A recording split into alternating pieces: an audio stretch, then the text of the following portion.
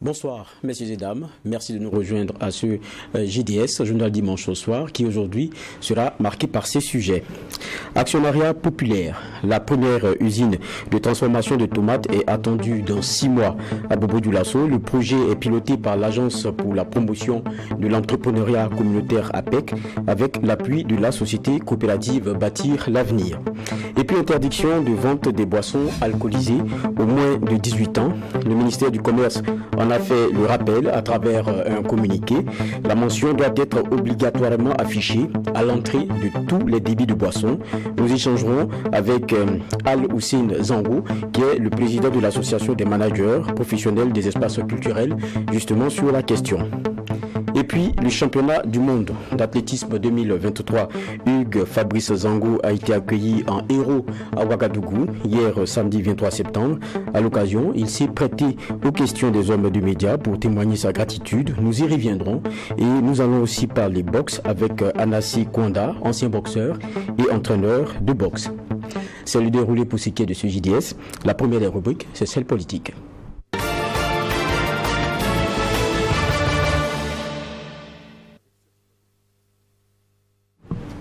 Pour ouvrir donc ce JDS, un acte posé hier, la pose de la première pierre de l'usine de transformation de tomates de Bobo-Dioulasso. Cela est intervenu donc, nous le disions samedi, sous la présidence du chef de l'État, le président Ibrahim Traoré. La première usine de transformation de tomates, fruit de l'entrepreneuriat communautaire par actionnariat populaire, est attendue donc dans 6 mois dans la ville de Bobo-Dioulasso. Et cela marque le début de la concrétisation du programme d'entrepreneuriat communautaire. Le président de la transition, chef de l'État, le capitaine Ibrahim Traoré, a procédé ce samedi sur le site de Bendegousso, dans la commune de Bobo-Dioulasso, à la pose de la première pierre de l'usine de transformation de tomates. D'une superficie de 3 hectares, cette usine s'inscrit dans le cadre du programme d'entrepreneuriat communautaire engagé par le chef de l'État, le capitaine Ibrahim Traoré.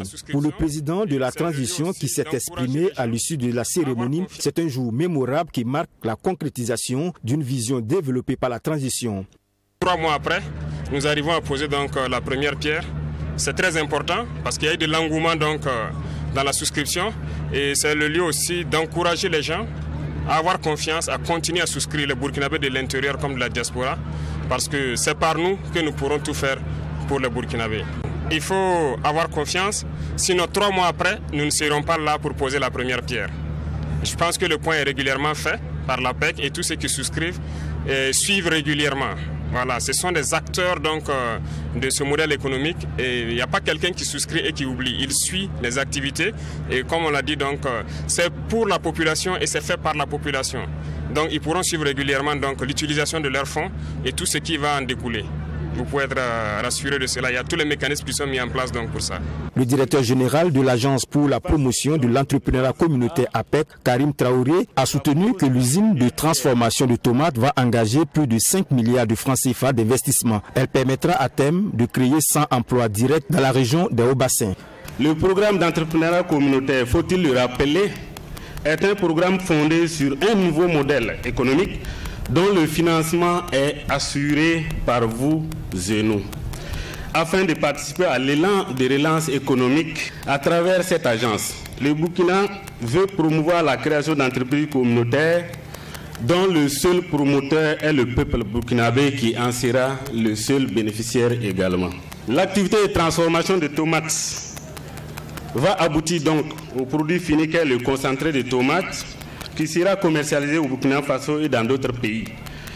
D'un coût prévisionnel d'investissement de 5 milliards, l'usine de Bobo-Dioulasso permettra la création d'au moins 100 emplois directs et 5 000 emplois indirects. Selon le capitaine Ibrahim Traoré, cette pose de la première pierre, 3 mois après le lancement du programme de l'entrepreneuriat communautaire, est un signe de l'engouement de la population. C'est donc le lieu pour lui de remercier tous les Burkinabés de l'intérieur comme de la diaspora et de les encourager à poursuivre les souscriptions. Le capitaine Ibrahim Traoré a rassuré les souscripteurs des mécanismes mis en place pour la transparence dans la collecte et la gestion des fonds qui seront récoltés. pose de la première pierre donc, de cette usine de tomates. Nous avons 3 sujets dans la partie politique de ce JDS à débattre donc, dans cette frange-là. On va revenir sur la PEC, donc initiative tout à l'heure. On va aussi s'intéresser à ce qui a été décidé mardi dernier. C'est à l'unanimité les députés qui ont accepté que des militaires burkinabés puissent aller aux côtés de leurs frères du Niger pour éventuellement évidemment défendre ce pays-là en cas d'intervention militaire décidée par la CEDEAO. Et puis nous allons aussi revenir sur cette 78e Assemblée générale de l'ONU. On a vu donc les différentes déclarations, les discours qui ont été faits. Il y a celui de Bassolman Bazié donc du Burkina, il y a aussi celui malien, des éléments sur lesquels nous allons revenir. Et pour ce faire, on a des invités sur ce plateau. Je m'en vais vous les présenter. Docteur Olo Pépéyen, socio-politologue, enseignant-chercheur au CNRST. Bonsoir, docteur. Bonsoir. Merci d'être avec nous. Nous sommes aussi avec Dissan Bouraïma Nyoumou. Il est ancien député maire de la commune de Houndé, membre du PPS, entendez, Parti panafricain pour le salut. Bonsoir. Bonsoir, Vaha. C'est un plaisir de vous avoir. Autant pour moi. Voilà. Et nous sommes avec Adam Assigiri, qui est écrivain, coordonnateur du RISA, entendez, Rassemblement des intelligences pour la souveraineté de l'Afrique. Bonsoir. Et bonsoir, Vaha. Un plaisir pour moi d'être là. Plaisir partagé. On a le premier sujet qui nous est introduit à travers ce reportage-là. Le président qui préside donc la pose de la première pierre. On va dire on est dans du concret maintenant, puisque c'est le 12 juin que cette dynamique-là a été lancée, actionnariat populaire. Beaucoup ne comprenaient pas encore ce que c'était, mais on va dire qu'il y a un certain nombre de projets qui ont été sélectionnés. Il y en a un, voilà, qui clairement va donc se faire. On parle de 5000 emplois indirects qui seront créés, 100 emplois directs pour cette usine de tomates à Bobo-Dioulasso. Quel regard déjà vous avez justement sur cette dynamique-là qui est aussi celle d'un genre de développement voulu mais auto-centré? On va commencer par Adam Assigiri. Merci beaucoup. C'est du concret et moi j'aime le concret parce que je ne suis pas fort dans la théorie. Le développement par soi, le développement pour soi, c'est une très belle initiative. Voilà, et le président a lancé la pose de la première pierre de cette usine-là qui va fabriquer transformer des tomates ici même au Burkina Faso et qui va vendre à des Burkinabés. Je crois que c'est une très belle initiative. Les gens comprennent que l'actionnariat populaire dont on parlait, ce n'est pas de l'utopie. Voilà, c'est pour que le développement soit une réalité. On attendait cela. On n'a pas besoin de courir de gauche à droite pour aller chercher de l'argent partout. Moi, j'ai toujours dit, les Africains eux-mêmes sont assis sur de l'argent. C'est parce que souvent nous travaillons comme des orpailleurs. On n'a pas les outils techniques nécessaires pour souvent savoir où se trouve l'argent. On va quémander, on va se faire humilier de l'autre côté à travers derrière les eaux, alors que nous-mêmes nous pouvons chercher de l'argent ici. Donc le président a lancé une très belle initiative que moi j'apprécie beaucoup. C'est vrai que quand ça a été lancé, beaucoup de gens se demandaient qu'est-ce que ça veut dire, mais de plus en plus à travers la pose de la première pierre de cette usine-là, beaucoup de gens comprennent que ce n'est pas de l'argent pour cotiser pour donner à quelqu'un, c'est de l'argent qu'on cotise pour le développement.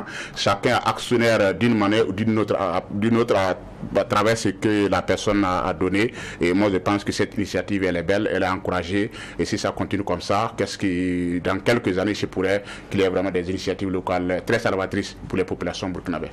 Nyoumou, réaction? Merci Vaha, mais vous allez me permettre d'avoir avant tout propos une pensée très forte et pieuse envers le docteur Haruna Louré, dont les images ont circulé récemment sur les réseaux sociaux. Au-delà de sa profession de médecin, c'est un petit frère de l'université, et au plan social, c'est quelqu'un qui est très proche de moi, qui a toujours été là pour les soins de mes enfants, et par téléphone, physiquement. Et il a sauvé des vies, et certainement de là où il est, il continue de défendre la patrie. Mais mon propre petit frère, il l'a sauvé de justesse lorsqu'il cumulait une tuberculose et une péricardite liquidienne.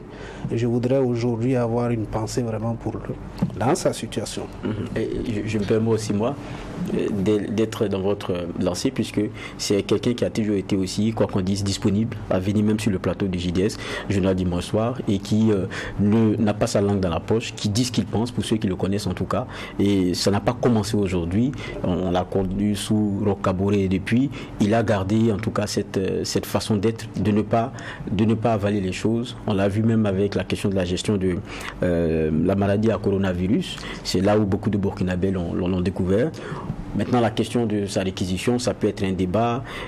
Pour nous, le sens ici, c'est que c'est quelqu'un qui n'a pas peur d'apporter sa contribution. Et même dans la critique, je pense que lorsqu'elle est positive et lorsqu'elle est constructive, il faut accepter. C'est ce que je me permettais et je vous permets donc de continuer sur le sujet. Merci beaucoup. Je l'ai connu depuis l'université. Sa ligne de conduite et de vision n'a pas beaucoup changé. Il a toujours été quelqu'un dans ce sens. Quand cela ne tienne, je voudrais profiter de l'occasion aussi pour remercier le capitaine Traoré qui a fait un escale technique à Houndé quand il s'est rendu à Bobo. Il a visité les champs de riz. C'est vraiment un honneur pour la commune de Houndé et l'ensemble de la province du Tuy. Même si j'allais suggérer que, bon, une prochaine fois qu'il emprunte la route Houndé-Bouéré, Boahoun, Bokari et Laho pour croiser la route de Bobo à Lena, ça allait lui permettre de donner certainement des instructions au milieu des infrastructures, d'aider ces populations qui produisent beaucoup de maïs et le bon maïs qui nourrit les Burkinabés. Il allait profiter visiter les champs de maïs aussi dans la zone. Alors, pour ce qui est de l'entrepreneuriat communautaire, dont l'une des premières pierres a été posée par le chef de l'État, c'est déjà à féliciter. C'est à féliciter parce que c'est l'aboutissement d'un engagement très fort.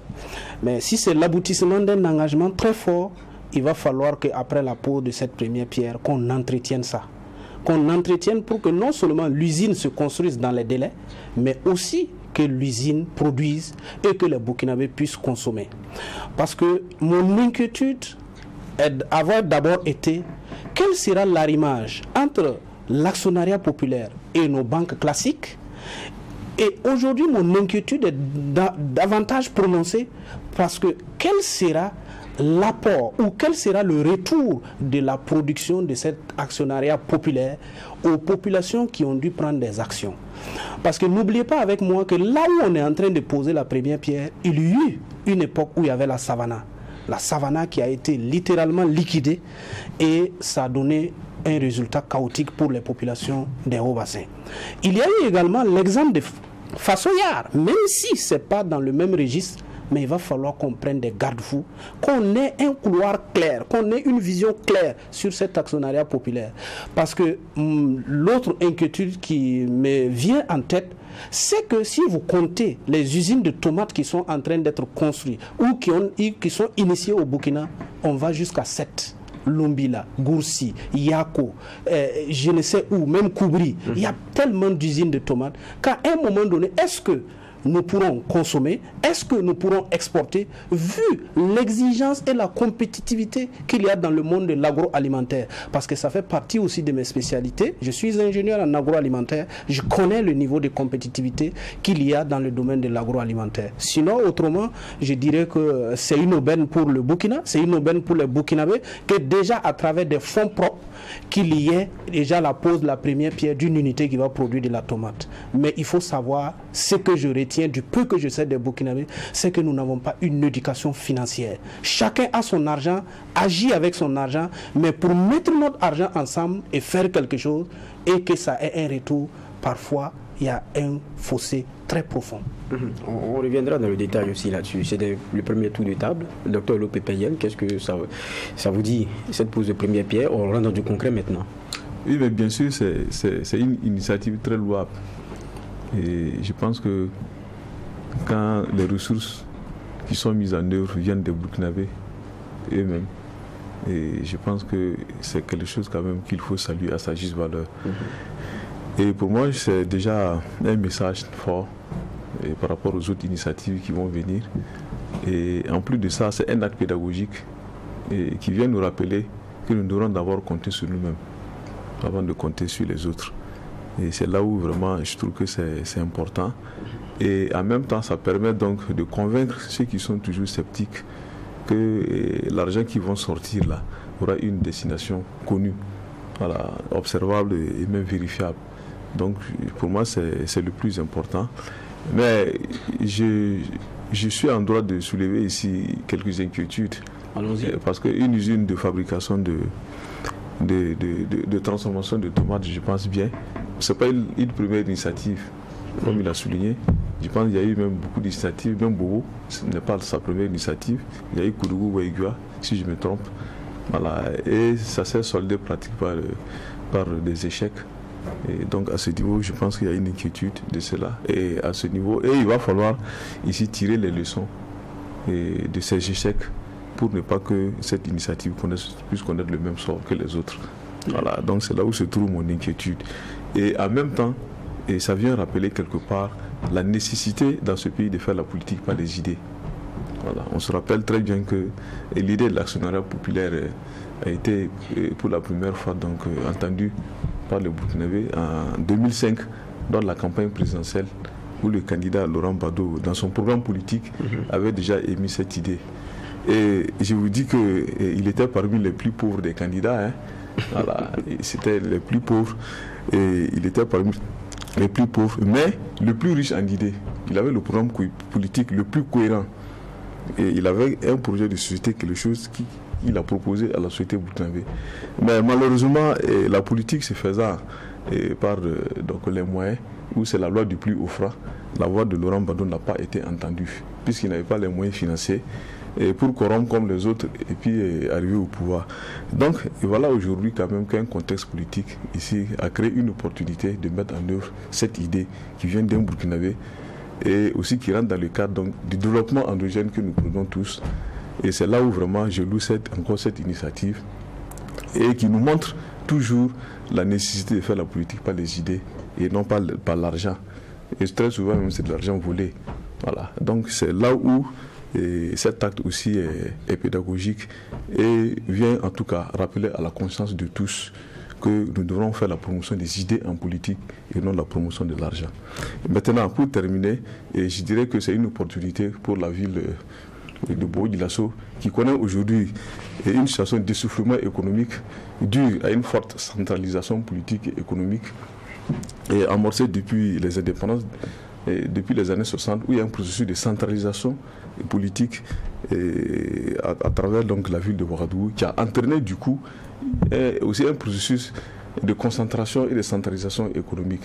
Et c'est là qu'a connu une phase d'accélération avec l'avènement du néolibéralisme et ses corollaires tels que le programme d'ajustement structurel qui a été appliqué, qui a connu donc la fermeture de pas mal d'usines, pas mal d'unités de production donc ont été fermées, ça a été privatisé, ainsi de suite. Voilà. Et donc l'essoufflement de la ville de Bobo-Dioulasso, l'économie de la ville de Bobo-Dioulasso donc a été accélérée à ce niveau.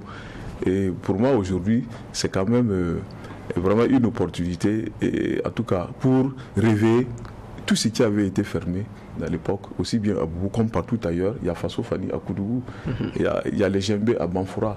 Voilà. Donc, à travers l'actionnariat populaire, je souhaiterais vraiment que ça puisse permettre de réveiller toutes ces unités industrielles qui ont été victimes d'un programme d'ajustement structurel unique qui a été imposé donc, à notre État. Et aussi redonner à la ville de Bobo-Dioulasso son statut de capitale économique. Voilà. Et donc, on ne peut pas dire Bobo est la capitale économique et ensuite on voit que le tissu économique est totalement délabré. Voilà. Si c'est la capitale économique, il faut lui redonner son statut de capitale économique. Donc c'est en cela que je salue l'initiative, tout en souhaitant que d'autres initiatives puissent ici survenir à travers cette assemblée populaire ou bien à travers d'autres contributions populaires, d'autres contributions, que ce soit au niveau étatique comme au niveau communautaire, afin que nous puissions donc aller vers une souveraineté économique, parce qu'il n'y a pas de souveraineté politique sans souveraineté économique. Voilà un peu comment je vois ici cette initiative louable. Et justement, c'est pas seulement Bobo, je pense qu'après il y a Tenkodogo aussi en termes comment dire cela, d'effets concrets qu'on devrait voir. Il y a le président du conseil d'administration de l'APEC, Aziz Niang, qui disait, pour assurer qu'avec cette dynamique enclenchée, tout le Burkina sera industrialisé d'ici 5 ans et l'atteinte de l'autosuffisance alimentaire sera pour très bientôt. C'est pas trop d'optimisme? Oui, mais M. Vaha, permettez-nous d'être assez optimistes, c'est une très bonne chose. Ce qui nous a manqué même pendant des années, c'est l'optimisme, le fait qu'on ne croyait pas à nous-mêmes. C'était un véritable défaut. Nous, les Burkinabés, nous avons toujours cru de par le passé qu'il faut aller chercher ailleurs. Maintenant, je vois qu'il y a de l'optimisme, il y a de la bonne volonté, et pour moi, c'est déjà très bien. Je partage effectivement ce que l'honorable Youmou a dit. Il y a des difficultés, mais les difficultés sont inhérentes à toute œuvre humaine. Ce qu'il faut apprécier ici, c'est déjà l'initiative. La volonté de nous développer par nous-mêmes, la volonté de poser des actes concrets à travers l'entrepreneuriat communautaire. C'est déjà une très bonne initiative initiative, il faut accompagner, il faut féliciter. Certainement, ça va rencontrer des difficultés, comme toute œuvre humaine. Quand on entame quelque chose, il faut s'attendre à ce qu'il y ait des difficultés. Les difficultés vont venir. Honorable Nimou a dit que les Burkinabés n'ont pas cette mentalité de mettre de l'argent ensemble pour faire quelque chose. Ça, c'est notre véritable défaut. J'ai l'impression que quand les gens gèrent leur entreprise individuelle, ça marche plus ou moins bien, mais quand ce sont des entreprises collectives ou bien des entreprises d'État, on a toutes les difficultés. Parce que nous, l'argent qui appartient à tout le monde, on dit que ça n'appartient à personne. On veut dilapider, on veut faire ce qu'on veut avec. Donc, il suffit maintenant de voir au niveau de la gestion. D'abord, les hommes et les femmes qui vont gérer cette entreprise-là. D'abord, ceux qui seront devant, le fonctionnement, et la gestion économique, tout ça, il y a beaucoup de paramètres qu'il faut prendre en compte pour que vraiment ça soit une très belle initiative et que ça aboutisse. Sinon, effectivement, de par le passé, Savannah était à Bobo Dioulasso, ça a été fermé. Je crois qu'il y a eu d'autres usines aussi qui ont été ouvertes ici au Burkina Faso. On peut parler de Faso, d'Anfani à Koudougou. Je crois qu'actuellement, c'est fermé. Donc, ici, l'initiative est bonne, mais il faudrait vraiment qu'il y ait une gestion rigoureuse, une gestion rationnelle et à deux niveaux. Des ressources humaines, parce qu'il faut employer des hommes et des femmes de qualité qui vont faire un service de qualité. Le problème ici aussi est que quand c'est une entreprise d'État, quand ça concerne tout le monde, souvent les gens viennent, ils veulent de l'emploi, on les recrute, ils ne veulent pas travailler. Ce qui les intéresse, c'est un salaire. Il y a aussi la gestion des ressources économiques. L'argent qu'on va gagner, comment ça sera géré, comment ça sera réparti. À ce niveau aussi, il faut mettre vraiment de la rigueur. Ça, c'est une erreur. Si on ne met pas de la rigueur, effectivement, cette entreprise pourrait, je parle au conditionnel, pourrait connaître le même sort que Savannah, comme Faso, Fani, ou bien je pense même qu'il y a une entreprise de transformation, une usine de transformation de tomates à Lumila, qui a été construite, mais qui apparemment n'a même pas, pratiquement pas démarré. Voilà, la dernière fois j'ai suivi les images à la télé et je me suis dit que c'est du gâchis parce que ce sont des milliards qu'on a pris à les injecter dans cette entreprise-là.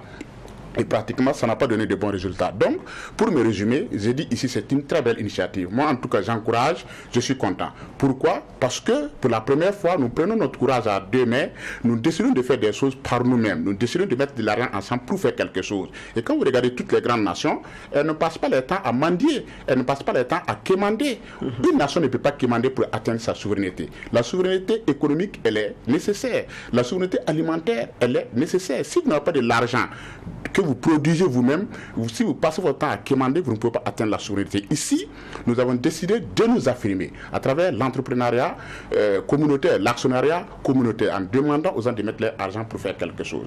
Maintenant, comme je l'ai dit, il y a beaucoup de paramètres qu'il faut prendre en compte parce que la bonne volonté ne suffit pas. Comme on le dit, l'enfer est pavé de bonnes intentions. Voilà, on peut avoir de bonnes intentions, mais si vous n'avez pas des hommes et des femmes crédibles pour gérer la chose, ça peut ne pas marcher. Moi, ce que je demande ici, c'est de trouver vraiment des hommes et des femmes très crédibles, très engagés, très sincères et très honnêtes, très patriotes pour mettre devant les choses. Et moi, j'avoue qu'il n'y a pas de raison qu'on échoue. Moi, je suis très optimiste, comme le monsieur qui a eu à dire ces phrases-là. Je suis optimiste comme lui. Oui, je disais ça parce qu'il y a un ministre qui nous promettait aussi que bientôt on allait vendre de l'électricité. Certains lui ont dit que vous êtes trop optimiste. Oui, mais ici, c'est que les gens parlaient pour parler. C'était des paroles politiques. Voilà. Ici, on est dans le concret, comme vous avez dit. Et on voit le concret qui se réalise. Allez-y, c'est vrai, quand ça se disait, j'étais à l'Assemblée. Je me rappelle, à l'époque, le président de l'Assemblée était tellement fâché qu'il pensait que les gens vivaient dans les nuages. Mais bref, moi, j'ai aussi une autre inquiétude. Vous savez, au Burkina, même si je ne suis pas un spécialiste du commerce, je me rends compte que le commerce est plus fort que l'industrie. Les gens préfèrent importer que de produire localement. Et du coup, ça pose énormément de problèmes avec la survie de l'industrie. Et l'État n'est pas prêt à subventionner les industries.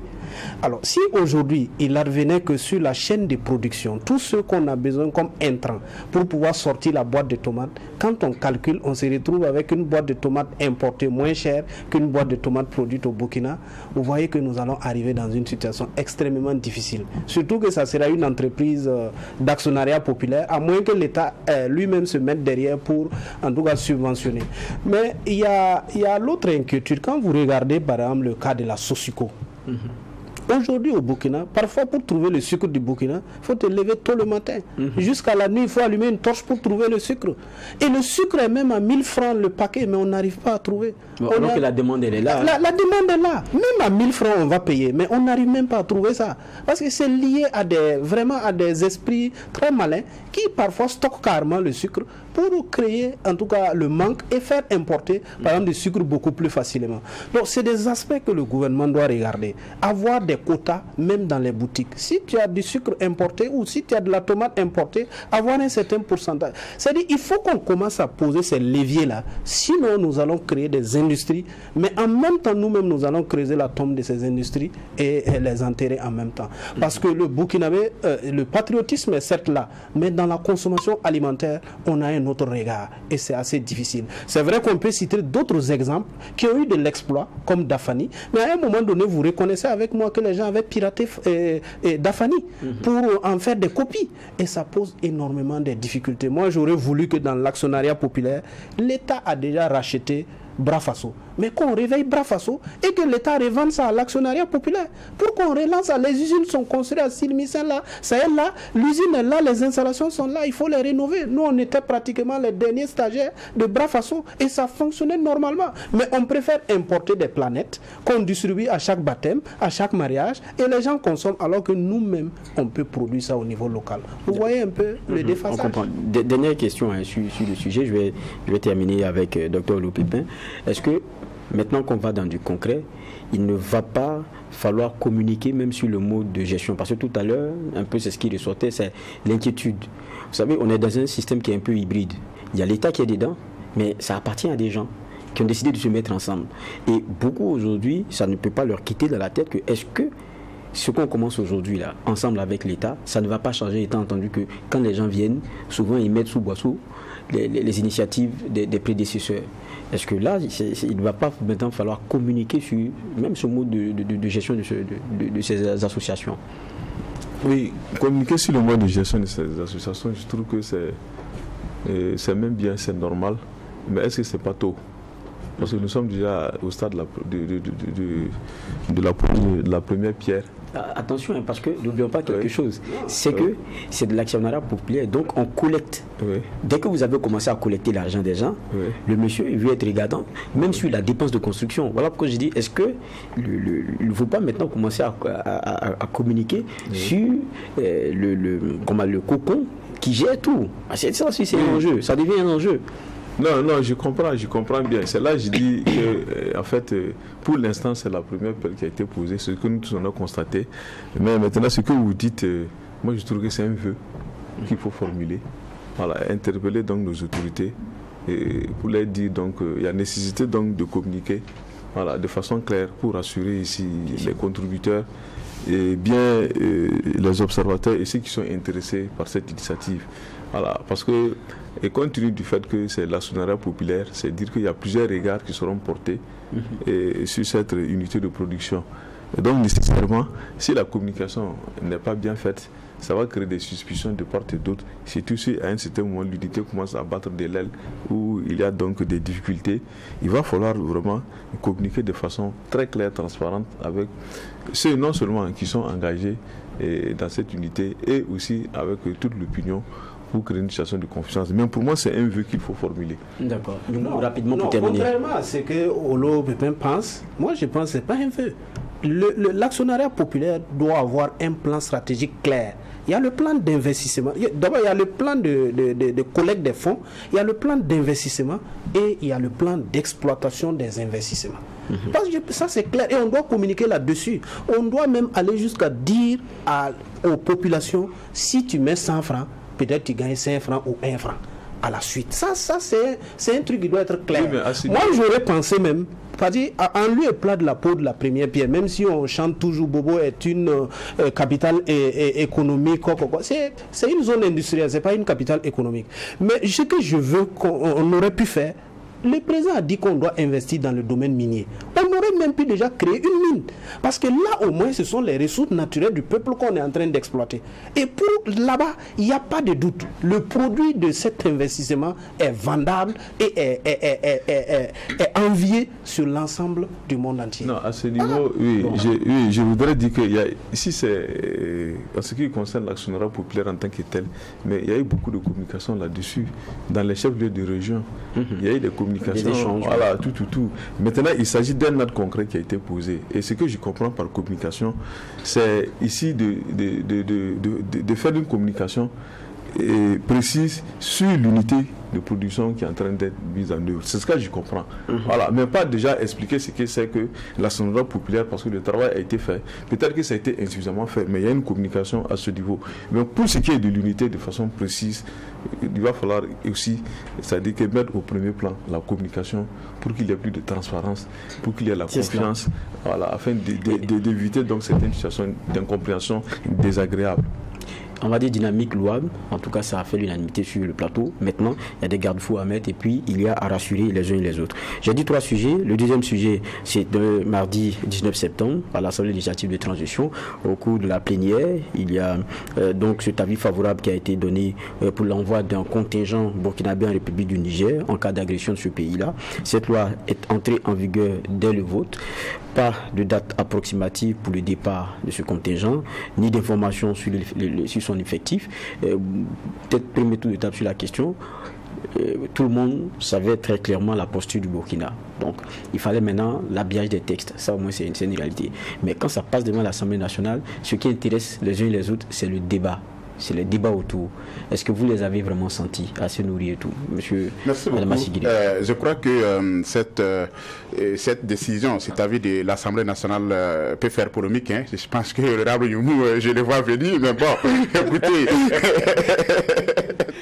Moi, je vais dire ce que je pense, M. Vaha. Vous savez, dès le début de l'histoire du Niger, le capitaine Ibrahim Traoré a affiché sa volonté de soutenir le peuple frère du Niger. C'est tout à fait normal, parce que nous connaissons les mêmes difficultés. Alors, la première question qui se pose, faut-il refuser de soutenir un voisin parce qu'on est soi-même dans des difficultés? Je dis non, nous sommes des Africains. Moralement, même si vous êtes dans des difficultés et que le voisin souffre, ce que vous pouvez faire pour lui, vous devez le faire. Et c'est ainsi que la loi est passée devant l'Assemblée nationale qui a donné le quitus pour qu'on envoie des troupes au Niger. Je dis que pour le moment, les troupes n'ont pas été envoyées, mais l'autorisation a été expressément donnée par l'Assemblée nationale. Y a-t-il eu des débats au niveau de l'Assemblée? Je n'étais pas là-bas. Mais je pense que si les députés ont accepté à la majorité pour qu'on... l'unanimité, pratiquement, à l'unanimité c'est trop parce que je crois qu'il y avait 1 ou 2 députés, non? C'est pas... En tout cas... Bon, c'est l'unanimité. C'est l'unanimité, ok, merci beaucoup. C'est pour ça que je parle de la question des débats. Voilà. Donc, je pense que si les députés ont accepté pour qu'on envoie les troupes, c'est parce qu'ils sont conscients que une guerre au Niger, c'est une guerre au Burkina Faso. Et refuser aujourd'hui de soutenir le Niger parce que nous sommes dans des difficultés, c'est refuser nous-mêmes de nous soutenir. Moi, je l'ai dit, ce qu'il faut voir ici, c'est le destin commun des deux peuples. Le peuple burkinabé et le peuple nigérien. Moi, personnellement, je suis convaincu que tant qu'on n'arrive pas à instaurer la paix au Niger, tant qu'on n'arrive pas à vaincre le terrorisme au Niger, ce serait difficile de vaincre le terrorisme ici au Burkina Faso. Si aujourd'hui, le Niger tombe dans cette crise et que le Niger n'arrive pas à s'en sortir, je me demande comment le Burkina Faso va s'en sortir. Moi, je vois ça ici, non pas sur le plan juridique, hein, les juristes pourraient beaucoup épiloguer sur ça. Moi, je ne suis pas juriste. Moi, je vois ça ici sur l'angle de la morale, sur l'angle de la vertu. Voilà. C'est vrai que nous sommes dans des difficultés. Nous-mêmes, nous n'avons pas de soldats pour faire la guerre. Nous n'avons pas fini la guerre ici au Burkina Faso. Mais sur le plan moral, moi, je me dis que c'est un engagement pour nous. C'est presque une obligation pour nous de soutenir le Niger en cette période décisive. Si vraiment nous pensons que nous avons un destin commun avec le Niger, et si vraiment nous pensons que notre solidarité avec le Niger pourrait nous permettre de vaincre le terrorisme, il va de soi que nous soutenions le Niger dans ce contexte-là. Ici, le président... Mais là, c'est clair, hein, c'est envoyer des troupes au cas où il y a une intervention militaire de la CEDEAO.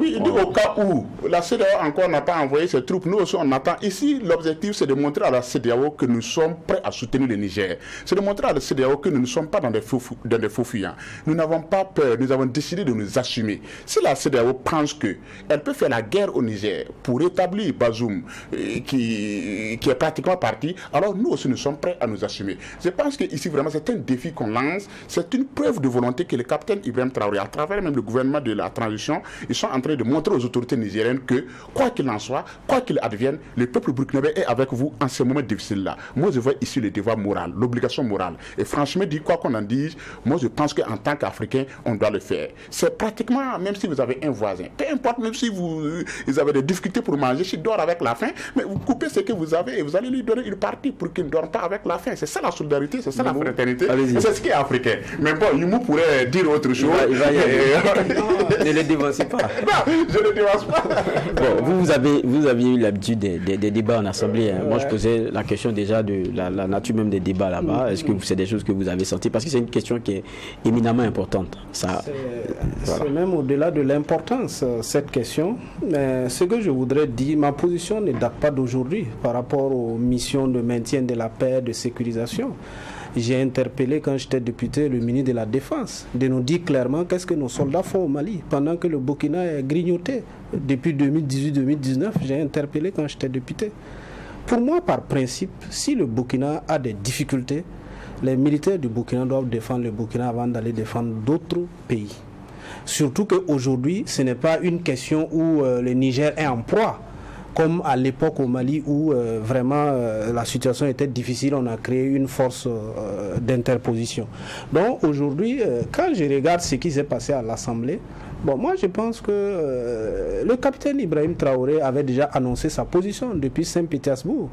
Voilà, il défendrait le Niger si le Niger est attaqué. Et lors de son interview donnée à la chaîne étrangère, il a dit clairement qu'ils ont adopté une loi en Conseil des ministres et la loi passera à l'Assemblée pour dire qu'il n'y aura pas de débat. Bon, pour moi, c'est ce qui s'est passé. Voilà, il n'y a pas eu de débat. C'est pour ça que ça a été enregistré ou en tout cas adopté à l'unanimité des présents.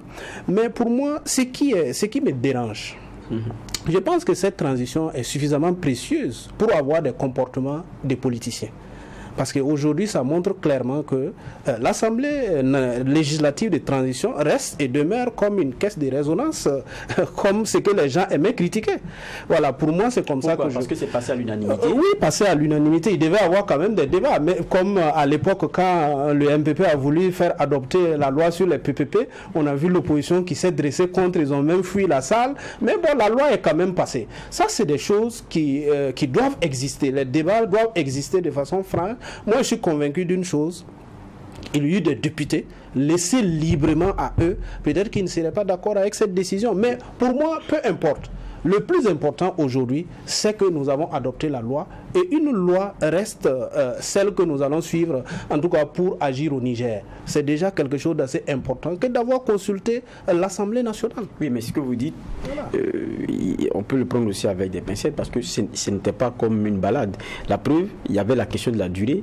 Je pense qu'ils avaient demandé 6 mois. Ce qui leur avait été donné, c'est 3 mois renouvelables avec l'obligation de revenir, rendre compte et consulter l'Assemblée de la C'est la règle de l'Assemblée comme ça. Après. Donc ça veut dire que c'est pas passé comme lettre à la poste quand même. Ça, il y a eu des échanges. Oui et non, c'est le principe qui est acquis. Le principe déjà de l'envoi des contingents est acquis. C'est le plus important. Peu importe les échéances, que ce soit 3 mois qu'on ait accordé ou 6 mois, bon, vous ne pouvez pas accorder 3 mois et après vous revenez accorder, vous dites non, on n'est plus dedans. Non, c'est pas comme ça. Et ici, ce qui est assez difficile à regarder, c'est que c'est au cas où la CEDEAO intervient, on va aller intervenir. C'est au cas où.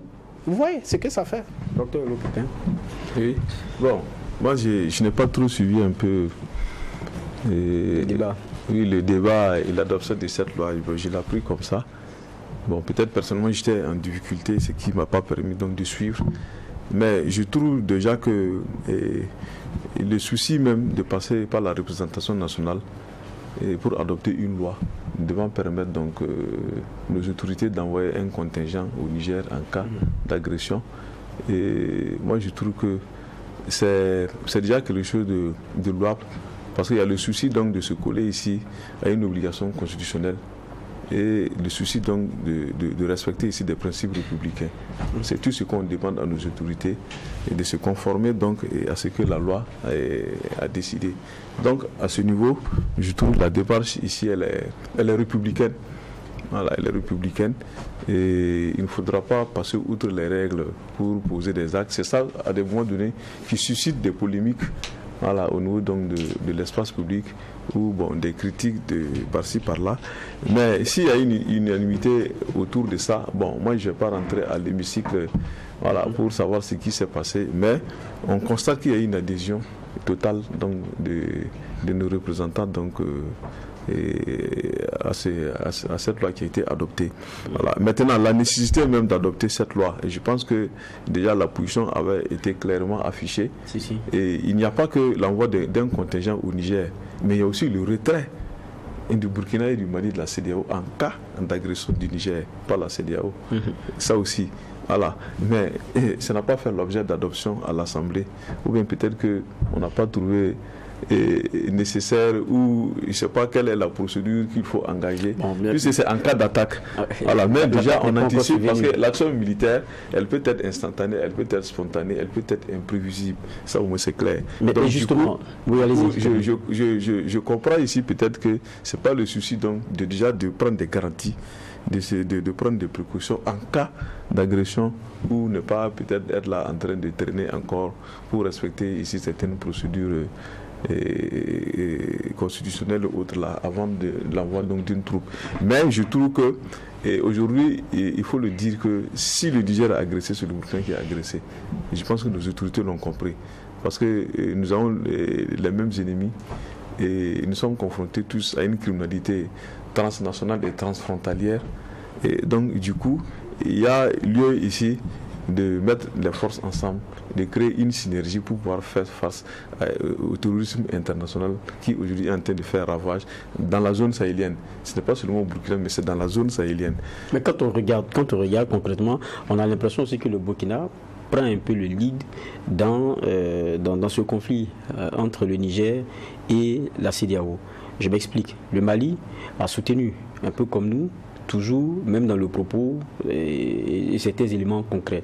Mais vous voyez qu'on est un peu plus en avance que nous. On a fait passer l'affaire déjà devant l'Assemblée nationale. Ça veut dire qu'on ne sait même pas si, parce que les troupes ne vont pas attendre qu'il y ait une éventualité d'attaque pour commencer à se mettre en ordre de bataille. C'est sûr qu'on aura des hommes qui seront postés là-bas. C'est pour ça qu'on parle de renouvellement de présence et tout. Donc, je veux dire, on prend le lead. Est-ce que, parce qu'il y a les implications aussi de cela, parce qu'on fait maintenant partie, dans le conflit, on est parti. Voilà. Est-ce que ça aussi, ce n'est pas des éléments? Non, à ce niveau, allez-y. Non, à ce niveau, je pense que nous ne sommes pas dans une sorte de mimétisme avec le Mali, ou une sorte de concurrence. Voilà. Chaque État juge de l'opportunité ou pas à tel moment. Ça dit que d'adopter telle procédure ou d'engager telle procédure. Donc moi je trouve que ici nos autorités donc ont jugé bon de procéder de cette façon. Voilà. Mais la position elle reste commune. Voilà. Maintenant, quant aux dispositions internes à prendre, bon, je pense que chaque État, même s'il y a quand même une synergie, est autonome et chaque État est souverain. Donc à ce niveau, je trouve qu'il n'y a pas de problème. Voilà. Vous avez réagi, mais d'abord il faut qu'il finisse et après on aura Sigidé qui va réagir là-dessus. Voilà.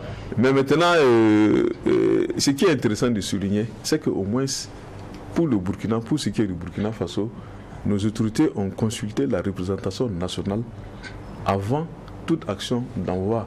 Mais les autres pays de la CEDEAO là, qui déclarent la guerre, les va-t-en-guerre, qui a consulté son parlement? Qui? Bon, il y a le Nigeria qui a consulté sa chambre. Oui, le Sénat, oui. Voilà. Maintenant, les autres là, ceux qui disent qu'ils vont envoyer 800, combien? Un commando de 800 soldats ou c'est quoi, et ils vont envoyer de l'argent et autres là. Et ils ont consulté, ils ont un parlement, ils ont des députés, mais ils ont consulté les représentations nationales avant, c'est-à-dire de vouloir procéder de la sorte. Mais c'est ça aussi. Mais si vous voulez ici rétablir la légalité, vous voulez rétablir la démocratie, mais les hommes doivent commencer même par eux-mêmes.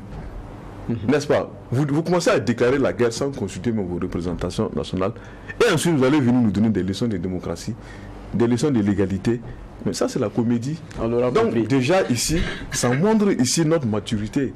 Que ici au Burkina Faso, nous avons quand même une maturité par rapport à ceux qui sont là en train de gesticuler, dire bon, on va attaquer, au mépris même de leur représentation nationale. Donc c'est dit, on n'a pas de leçon de démocratie à recevoir de ces gens-là. Oui, moi je suis d'accord avec Docteur. Vous savez, les trois États, le Burkina Faso, le Mali et le Niger, sont sur la même longueur d'onde.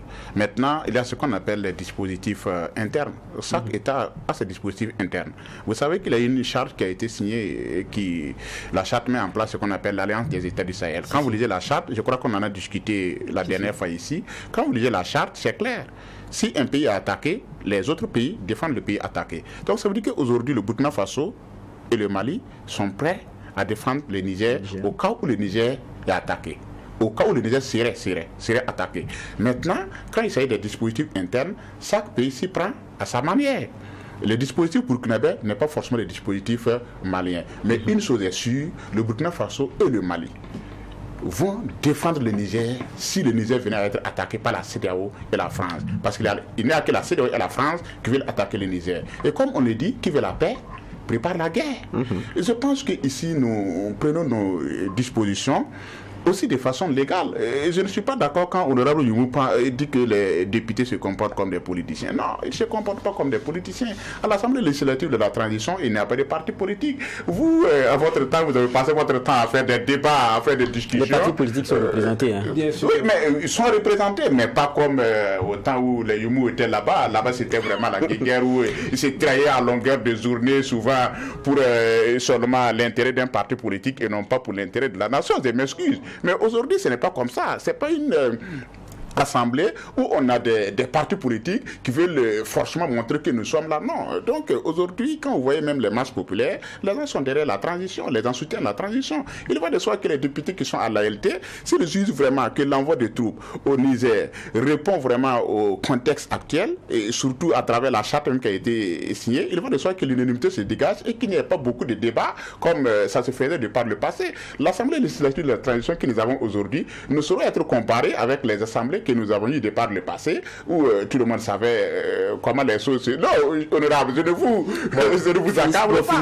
Voilà, mais je vais terminer. C'est pour simplement dire ici que, honorable Youmou, que l'envoi de troupes au Niger rentre dans la vision de la charte de l'Alliance des États du Sahel. Et encore, c'est bon parce que le président n'a pas décidé de son propre gré de faire les choses. Ils ont décidé de passer par la voie constitutionnelle, de répondre aux exigences républicaines pour envoyer les soldats au Niger. Donc, je trouve que c'est normal. En tout cas, c'est très bien déjà que la démarche soit passée par l'Assemblée nationale, mais bon, je trouve que c'est peut-être une double activité ou une double action. On a déjà signé la charte. Dans la charte, c'est clair qu'on s'entre-défend. Donc ça suffisait largement. Je me dis, lorsqu'il y a une organisation supranationale, ça prend aussi le dessus sur les lois nationales. C'est peut-être comme ça que je vois les choses. Mais le petit bémol qu'il y a dans cette situation, c'est que le Niger n'est pas plus en proie que le Mali. Mais dès que le Mali a demandé le départ de la MINUSMA, le Burkina a retiré son contingent. Systématiquement, on aurait pu dire, bon, attends, bon, le Mali est en proie, bon, nous, on vote une loi quand même pour garder un petit contingent pour défendre le Mali. Ou même, à l'adoption de cette loi, on aurait pu intégrer le cas du Mali. Mais il y a cette question de l'Alliance des États du Sahel qui, à mon avis, devient donc une double action sur la loi qui est passée à l'Assemblée, plus la charte. Donc pour moi, il y a quelque part quelque chose qui ne dit pas son nom. Mais je reste dans ma vision. Qu'est-ce que les missions de maintien apportent au Burkina ? Depuis 2018, je suis sur cette lancée, je reste sur ça. Mais là, on n'est même pas dans un maintien. Hein. C'est pas question de maintien de paix. On va en venir. Si éventuellement le Niger a un problème, le Burkina doit aller. C'est de ça qu'il s'agit. Moi, je ne parle pas dès l'adoption de la loi. Il faut qu'on ait une vision claire. Que ce soit les anciennes méthodes de maintien de la paix où nos contingents participent, que ce soit maintenant où on doit aller défendre le Niger au cas où le Niger serait agressé précisément par la CEDEAO et de ses alliés, je ne sais d'où. Mais c'est la même chose, ce sont nos soldats qui y vont, avec nos matériels, payés par l'argent du contribuable. Qu'est-ce que le Burkina y gagne? Est-ce que c'est le leadership? Est-ce qu'il y a un intérêt matériel? Est-ce qu'il y a un intérêt moral? Mais qu'on nous dise clairement ce qu'il y a. Voilà. On comprend. Je voudrais intervenir Allez-y, parce qu'on a un troisième sujet qu'on va parce que, honorable dit, qu'est-ce que le Burkina gagne? Moi, je ne peux pas admettre que je pose cette question. Qu'est-ce que le Burkina gagne en aidant le Niger? Mais le Burkina gagne sur le plan sécuritaire. Parce que le Burkina et le Niger, aujourd'hui, ont le même destin. C'est ce que j'essaie de vous faire comprendre. Et le Mali? Oui, et le Mali, les trois États du Sahel ont aujourd'hui le même destin. C'est comment j'essaie de vous faire comprendre est que, parmi ces trois États-là, aucun pays ne peut aujourd'hui retrouver la paix si l'autre est en proie à des attaques terroristes. C'est ça la difficulté. Il faudra comprendre qu'aujourd'hui nous avons un devoir de solidarité. La loi, une obligation de solidarité. Terroristes, hein, il faut bien le regarder. Mais pour que le Niger puisse lutter contre le terrorisme, je termine, je vais être court. Pour que le Niger puisse lutter contre le terrorisme, il faut que les autorités nigériennes soient d'abord bien installées et qu'elles aient même d'abord des marges de manœuvre pour travailler. Si elles sont menacées par la CEDEAO et la France, qui menacent chaque jour de les déposer, mais le président Tchani et son gouvernement ne peuvent pas travailler. Nous voulons que les autorités nigériennes soient en sécurité, qu'elles aient le temps nécessaire, ces autorités-là, pour pouvoir travailler et que nous puissions maintenant mettre en commun nos efforts pour combattre le terrorisme maintenant dans le Sahel. Donc voilà l'objectif de la loi pour aider le Niger à ce que les autorités nigériennes soient d'abord en paix pour pouvoir nous aider à combattre le terrorisme. Dans tous les cas, la question nigérienne de cette actualité a été abordée par Bassolman Bazié, qui était le ministre Bassolman Bazié, qui était à la 78e session de l'Assemblée générale de l'ONU. Bon, un rendez-vous au cours duquel, en tout cas, on a souvent droit à des discours très enlevés selon les réalités de certains pays. Je pense que vous avez tous pu voir un peu ce qu'a été le discours burkinabé, on a vu aussi le discours malien. Déjà, le regard que vous avez sur ces rencontres-là, où quelquefois on parle dans des salles quelquefois vides, ou bien où on a l'opportunité aussi d'un message à donner, qui à un moment donné tourne, parce que tout le monde est sensible à certaines vérités qui sont dites. Quel regard vous avez eu sur déjà la sortie du ministre? Moi, je vais commencer par le docteur Lopépin, qui ce soir, je pense, est beaucoup plus réservé. Bon, déjà, globalement, il faut dire, en tout cas, ce que j'ai pu constater cette fois-ci, c'est qu'il y a eu une inflation du discours critique anti-impérialiste au niveau de certains États de l'Afrique de l'Ouest, notamment membres de la CEDEAO. Et donc, je veux parler de la Guinée, je veux parler du Mali, je veux parler du Burkina Faso et même du Togo. Voilà, qui a eu une posture typiquement anti-impérialiste à cette instance. Et donc, du coup, ça me permet de dire que de plus en plus, nos États, ou du moins nos dirigeants, sont en train donc d'être décomplexés. Voilà. Et aujourd'hui, la question de la domination impérialiste est une réalité. Voilà. Cette tribu nous a permis donc de mesurer l'intensité aujourd'hui de cette domination impérialiste, de sorte que ça suscite des réactions, même au niveau même de certaines autorités où on pensait donc être acquises vraiment à cette domination impérialiste-là. Donc c'est le premier constat que je fais. Voilà, vraiment une opposition ferme à la domination et un discours suffisamment critique, voilà, sans complaisance, il faut le dire ainsi, et ce qui montre aujourd'hui que l'heure est grave, ça il faut le dire. Voilà. Et maintenant, en ce qui concerne le discours précis du Burkina Faso, et donc notre Bassolman national, si je peux me permettre de le dire ainsi, a tenu un discours musclé, assez musclé, mais un discours de vérité. Voilà. Et donc, je pense qu'il a dit clairement les choses, sans détour. Il a dépeint la réalité donc de l'hypocrisie donc internationale que nous connaissons aujourd'hui. L'hypocrisie diplomatique internationale aujourd'hui que nous connaissons. Il a dénoncé ici la duplicité ici de cette communauté internationale, et aussi il a rappelé que les mêmes qui viennent donc nous enseigner ici certains principes, les mêmes qui viennent nous moraliser ou qui viennent nous dire ce que nous devrons faire en matière de droits de l'homme, ce sont les mêmes qui sont les premiers à violer, à piétiner les mêmes droits qu'ils proclament et garantissent. Et donc, c'est ce que j'ai pu retenir. Et en plus de ça, il a décliné clairement la position du Burkina Faso par rapport donc à cette question géopolitique aujourd'hui dans le Sahel, et en même temps à situer clairement la responsabilité donc de la catastrophe, de la décadence dans laquelle nous nous trouvons aujourd'hui et la responsabilité portée par les Occidentaux. Et il n'a pas passé par 4 chemins pour le dire clairement, et qui sont aujourd'hui à la base de la déstabilisation de la région sahélienne. Voilà. Et en cela, je trouve que c'est un discours fort, et un discours patriotique nationaliste qu'il faut saluer, et un discours, comme je dirais, décomplexé. Et je pense que beaucoup de Burkinabés que moi j'ai pu écouter, quand même se reconnaissent dans le discours que notre ministre Bassorma a eu à prononcer et à l'ONU. Voilà. Et donc, je trouve que ce discours, en tout cas, va donner plus d'éclat à la lutte que nous sommes en train de mener, parce que c'est une tribune internationale et une tribune mondiale. Et en même temps, c'est un discours qui contribue à rassurer, à donner la fierté aux Burkinabés et à rehausser notre dignité au plan international. Voilà ce que j'ai pu retenir pour l'instant. Voilà, de ces discours. Ok, et en même temps aussi dans le discours, il y a des éléments qui sont donnés. Hein.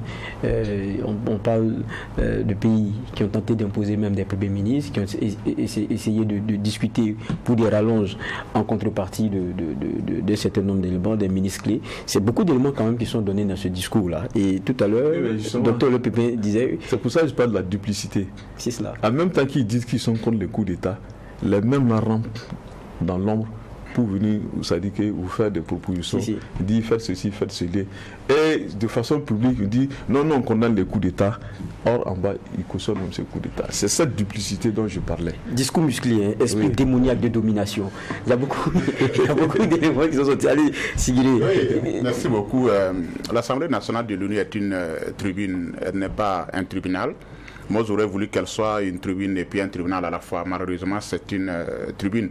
Qu'est-ce que je vais dire? C'est un tribunal de l'opinion. Oui, tribunal de l'opinion, mais, mais c'est pour l'Assemblée nationale de l'ONU, même c'est une tribune. Qu'est-ce que je vais dire? C'est un espace où chacun a le droit, chaque pays a le droit d'aller dire ce qu'il pense.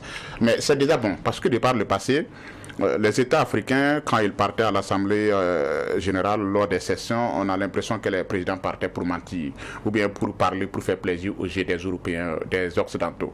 C'est l'une des rares fois qu'on voit quand même un ministre, voilà, représentant un chef d'État, le Bassorma Bazié, qui s'exprime vraiment en toute sincérité et à la tribune de l'ONU. On a aussi vu l'année passée le ministre malien, je pense que Diop, mais cette année on a vu que les discours, la sincérité a surtout marqué les discours des chefs d'État africains.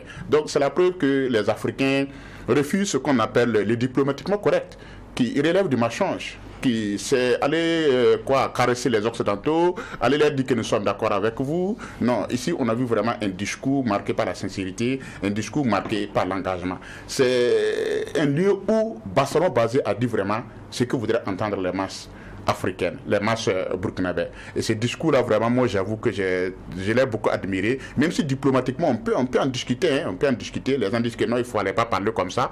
Mais j'avoue aussi, Vaha, que les populations africaines en ont marre. Nous sommes arrivés à un certain moment où on ne peut pas continuer à accepter ce que Bassorma Bazié a effectivement appelé l'hypocrisie diplomatique. Les États qui sont derrière, qui nous disent que nous sommes leurs amis et qui font tout pour nous imposer l'amitié, qui font tout pour nous imposer ce qu'ils veulent. Et cette fois-ci encore, c'est encore intéressant parce que quand vous avez écouté le discours, écoutez le discours de Diop l'année passée, il a accusé, il a fait des dénonciations. Je ne parle pas d'accusation, il a fait des dénonciations, mais il n'a pas tellement cité des noms. Oui, mais cette année, le Mali y allait en disant clairement la France. C'est l'évolution du discours là. C'est l'évolution du discours, c'est que je suis en train de dire. Pour ne pas vous couper aussi et pour vous aider à réagir, quand on regarde, c'est vrai qu'il y a le débat, mais c'est sur la forme du discours. C'est clair que c'est du Bassorma Bazié, c'est un choix clair qui a été celui musclé, où on n'a pas porté de gants. On a vu des discours aussi tout aussi engagés avec Thomas Sankara et autres, mais dont je ne parlerai pas de subtilité. C'est-à-dire qu'il y avait la dénonciation, il y avait tout ça, mais c'était très enrobé. Aujourd'hui, on est dans... Oui, aujourd'hui, on a passé une autre étape. On est passé à notre état parce qu'on a décidé d'appeler le nom de la sorcière, comme si je peux m'exprimer ainsi, en désignant vraiment la France, parce qu'effectivement c'est elle qui est derrière ces manœuvres-là, c'est elle qui veut nous infantiliser, c'est elle qui se comporte de façon arrogante avec tout ce qu'on voit. Donc il va de soi qu'à la tribune de l'ONU, qu'on ait aujourd'hui le courage de dire certaines vérités à la communauté internationale. Cela ne veut pas dire que ça va fondamentalement changer les choses, parce que comme je l'ai dit, les Blancs n'ont Dieu que pour leurs intérêts. Ce qui les préoccupe, c'est leurs intérêts. Mais ici, ce qui est intéressant, c'est que nous avons adopté ici une attitude sincère où nous avons décidé de dire la vérité. Voilà ce qu'on nous fait, voilà ce que nous n'aimons pas, et nous voulons que ces choses-là changent. Si vous dites que vous n'allez pas les changer, c'est votre problème. Nous, en tout cas, à notre niveau, nous allons nous battre pour que les choses changent. Et je crois que c'est cette attitude-là qui a prédominé tous les discours de Bassorma Bazié. C'est très intéressant. Ce n'est pas flatteur. Ce n'est pas du tout flatteur. C'est pour mettre la communauté internationale devant ses responsabilités. Voilà le pays qui est notre mal, comme il a cité Zeki, je crois que c'est Albert Camus, ou bien c'est pas Albert Camus, Aimé Césaire, merci beaucoup. Il a cité Aimé Césaire, effectivement, qui a dit que le malheur de l'Afrique, ça ne va pas rencontrer la France. Effectivement, tout notre malheur ne vient pas de la France. Je ne dis pas cela, mais je dis que la France est en grande partie responsable de ce qui nous arrive. Il faudrait que la France change son comportement. Si elle refuse de changer son comportement, en tout cas, nous avons décidé ici de travailler autrement pour instaurer un nouvel ordre qui ne dépendrait pas de la volonté de la France, mais de la volonté du peuple souverain. Et c'est ce qui est pas seulement basé à dénoncer à la tribune de l'ONU, et c'est vraiment fort intéressant. Nimou, perception du discours. À côté de Dr Olo Pépin, je dirais sacré général Bassorma Bazié pour le discours livré à l'hôtel, en tout cas de l'ONU. À l'entame de son propos, il a même dit qu'il a été envoyé en sacrifice. Ça montrait déjà quel discours il allait livrer. Moi, je ne veux pas rentrer dans le fond ni la forme du discours. Je l'ai écouté 13 fois. Bien qu'il soit de 38 minutes 6 secondes, je l'ai écouté 13 fois. Pratiquement toute la journée. Mais à chaque fois que j'ai fini d'écouter, j'ai dit, mais ça rapporte quoi aux paysans qui est assis à Dohou là-bas? C'est que Bassorma allait dire à l'ONU. Qu'est-ce que ce discours rapporte au Burkina? J'ai vu l'écrivain professionnel qui dit que ça fait une fierté pour le Burkina. Moi, je me dis, la diplomatie aussi, c'est ça. Voilà, il ne faut pas aller livrer aussi un discours du genre comme si on était envoyé par un bureau syndical. Oui, mais quand on dénonce l'hypocrisie diplomatique, on doit avoir aussi le propos franc. Je crois que c'est... oui et non. La diplomatie, je ne suis pas diplomate. Mais allez-y demander aux spécialistes de la diplomatie. La diplomatie, c'est de la négociation, c'est des concessions, c'est beaucoup de choses. Du peu que je sais en tant que profane, mais les termes utilisés, c'est comme si nous, on dénonce tout le monde entier. Et bon, je ne sais pas comment on se positionne en réalité. Donc, c'est la raison pour laquelle je trouve qu'il arrive des fois qu'on pousse le bouchon trop loin. Pour moi, c'est ma position. Je souhaite quand même qu'on soit modéré, mais qu'on reste ferme. Moi, je ne parle pas de l'extrémisme, mais je pense de la fermeté. C'est ça peut-être qui peut arranger le Burkina. Là-dessus, docteur, il a volé dans les plumes enfin, tout ce qu'il y avait dans sa ligne de mire. Hein. Lui le disait, la France y a pris pour son grade, même l'ONU. Il a averti qu'il se pourrait même qu'il y ait un coup d'État à l'ONU, et la communauté internationale elle-même s'est vu donner une vraie leçon de morale. Ce qu'il dit aussi, ça a un peu son poids. Est-ce que le discours n'était pas trop musclé? Oui, mais je disais que c'était un discours musclé, je l'ai dit ici. Voilà. Et c'est pas parce que c'est un discours musclé que ça n'a pas tout son sens et sa portée. C'est de ça qu'il s'agit. Voilà. Et quand on lit le discours, on sent ici le discours de quelqu'un qui est révolté. Et aujourd'hui, nous sommes révoltés. Ça, il faut le dire. Contre un ordre mondial qui nous écrase, qui nous déstabilise. Voilà. Qui veut ici conquérir notre territoire, qui veut nous recoloniser. Donc, je pense que le temps du discours n'est que le reflet de ce que nous vivons aujourd'hui. C'est de ça qu'il s'agit. Il ne s'agit pas d'aller faire des jérémiades à l'ONU, d'aller faire des pleurnicheries. Allez-y. il ne s'agit pas de ça, mais il s'agit de dire ce qu'il est. Oui, mais bon. Maintenant, quand on parle de diplomatie, quelle diplomatie? Il y a beaucoup d'éléments qui sont. Il y a beaucoup d'éléments. Les autres qui parlent de diplomatie. Est-ce que c'est la diplomatie? Il y a beaucoup d'éléments qui sont dénoncés. Voilà. Par exemple, sur le plan militaire, même sur le plan militaire, il remet sur la table comment est-ce qu'on met les bâtons dans les roues pour l'importation de matériel. Ça, c'est des éléments de dénonciation. Et quand sur la lecture, par exemple, de la crise que nous vivons, il dit la vraie raison, ce sont les ressources du sous-sol au Sahel. Mais c'est la vérité. Il n'est pas passé par quatre chemins. Il y a beaucoup d'autres éléments, mais lorsqu'il parle, par exemple, de l'Alliance État-Sahel, il justifie aussi tout cela. Il termine aussi par la question du franc CFA, qui est un élément aussi important, dont il dit ne peut être la propriété de nos États, c'est une propriété française. Est-ce que, quand on finit de dire tout ça, ça met quoi dans la tête de Burkinabé aujourd'hui? Ça se dit que, par exemple, sur la question du franc CFA, on risque d'être dans une dynamique très bientôt franche de quitter, de changer, de créer une monnaie, parce que à un moment donné, il faut aussi joindre l'acte, pour ne pas qu'il soit des jérémiades, il faut joindre l'acte à la parole. Vous allez revenir. Allez-y. Voilà, effectivement, merci beaucoup. Vous savez, ce que je ne comprends pas dans cette histoire de diplomatie, c'est toute cette volonté de nous infantiliser. Je le dis pourquoi. J'ai toujours l'impression qu'on nous demande chaque fois d'être gentil. On nous demande chaque fois d'être soumis. Et ça même, c'est à travers notre système éducatif. On nous dit que notre regard envers l'Occident, envers les pays occidentaux, doit être un regard de soumission. Nous devrons être gentils. Mais souvent, je me pose la question, qui est gentil envers nous? Mais des pays qui font tout pour nous écraser, des pays qui veulent nous dominer à tous les niveaux. Regardez aujourd'hui l'attitude de la France. Avant même d'en arriver au Burkina Faso, quand il y a eu des problèmes entre la France et le Mali l'année passée, vous avez écouté la ministre française des armées, Florence Parly, je crois que c'est son nom, mais quand elle a pris la parole, elle a pratiquement insulté les autorités maliennes. Qui en a parlé? Qui en fait un problème?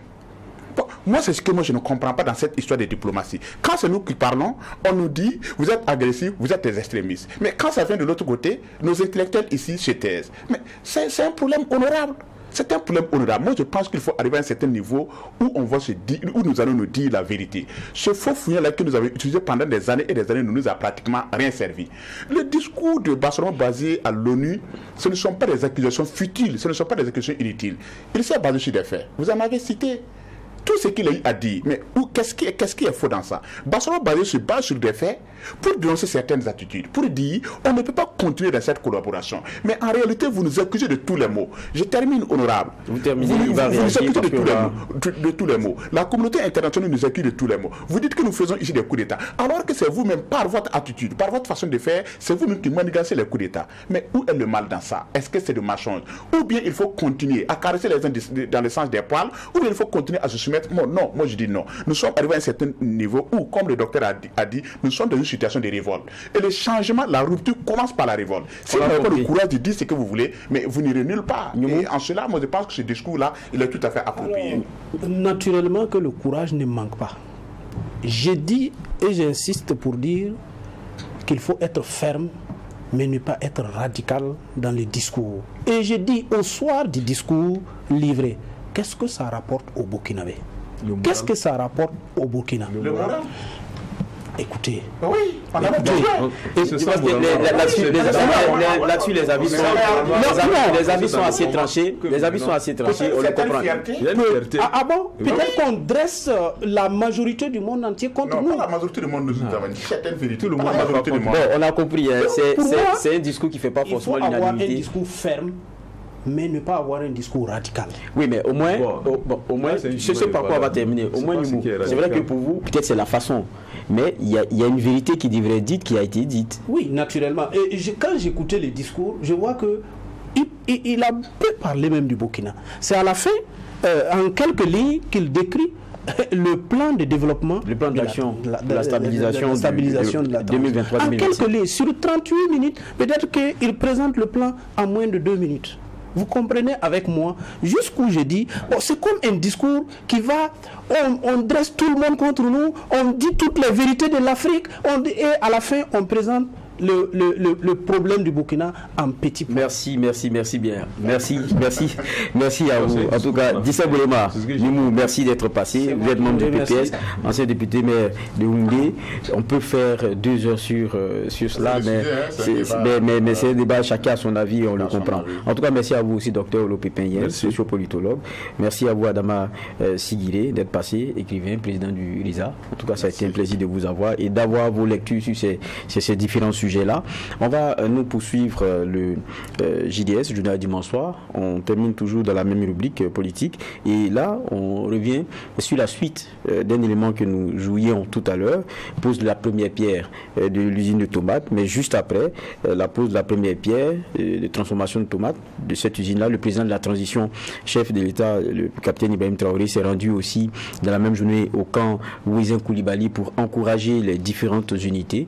Et il faut dire que la deuxième région militaire, c'est celle-là même qui a été donc visitée, histoire de féliciter et encourager les éléments des différentes unités. Il les a invités à se préparer moralement et psychologiquement à affronter les dures réalités du terrain. Le président de la transition a aussi rassuré les éléments des unités que l'équipement nécessaire est en train d'être acquis pour s'adapter au terrain. Je vous propose de l'écouter. Je pense que l'élément n'est pas prêt. Ceci dit, c'était ce par quoi on allait clore pour ce qui est de la partie politique. On va passer à la partie société de ce rendez-vous.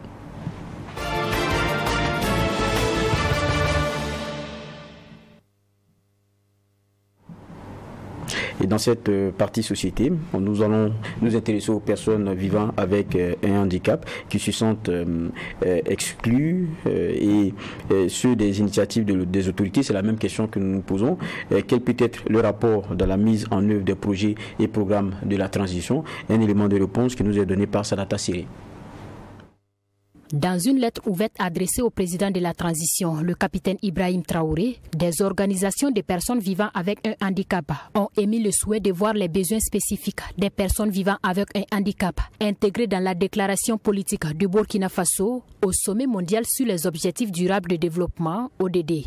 Une lettre suite à laquelle nous nous sommes entretenus avec le président de l'Union nationale des associations burkinabè pour la promotion des aveugles et malvoyants, UNABEPAM, sur la prise en compte proprement dite des personnes vivant avec un handicap dans la mise en œuvre des projets et programmes de la transition.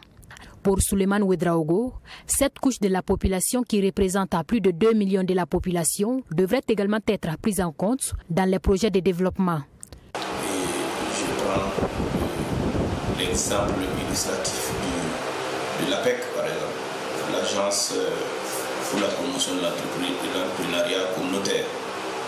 Alors, ces projets qui sont de nature à mobiliser un grand public autour des objectifs ne devraient pas laisser les personnes handicapées à la marge. Parce qu'il faut dire que nous sommes aussi une composante importante de cette population. Déjà, il y a des signaux qui nous laissent percevoir que cela est en train de se faire parce que nous sommes des personnes handicapées déjà, nous sommes à l'Assemblée législative de transition au nom des personnes handicapées et nous défendons comme on peut la cause. Il faudrait maintenant qu'au niveau des autres composantes, le travail soit fait dans le sens du plaidoyer pour faire connaître aussi le problème des personnes handicapées. Souleymane Ouedraogo reste donc convaincu que les personnes vivant avec un handicap peuvent jouer un rôle important dans la mise en œuvre des différents projets de développement entrepris par les autorités de la transition. Dans notre composante, nous avons pas mal de personnes qui ont des compétences multiformes. Nous avons des enseignants, des juristes, nous avons des entrepreneurs, des fonctionnaires simples.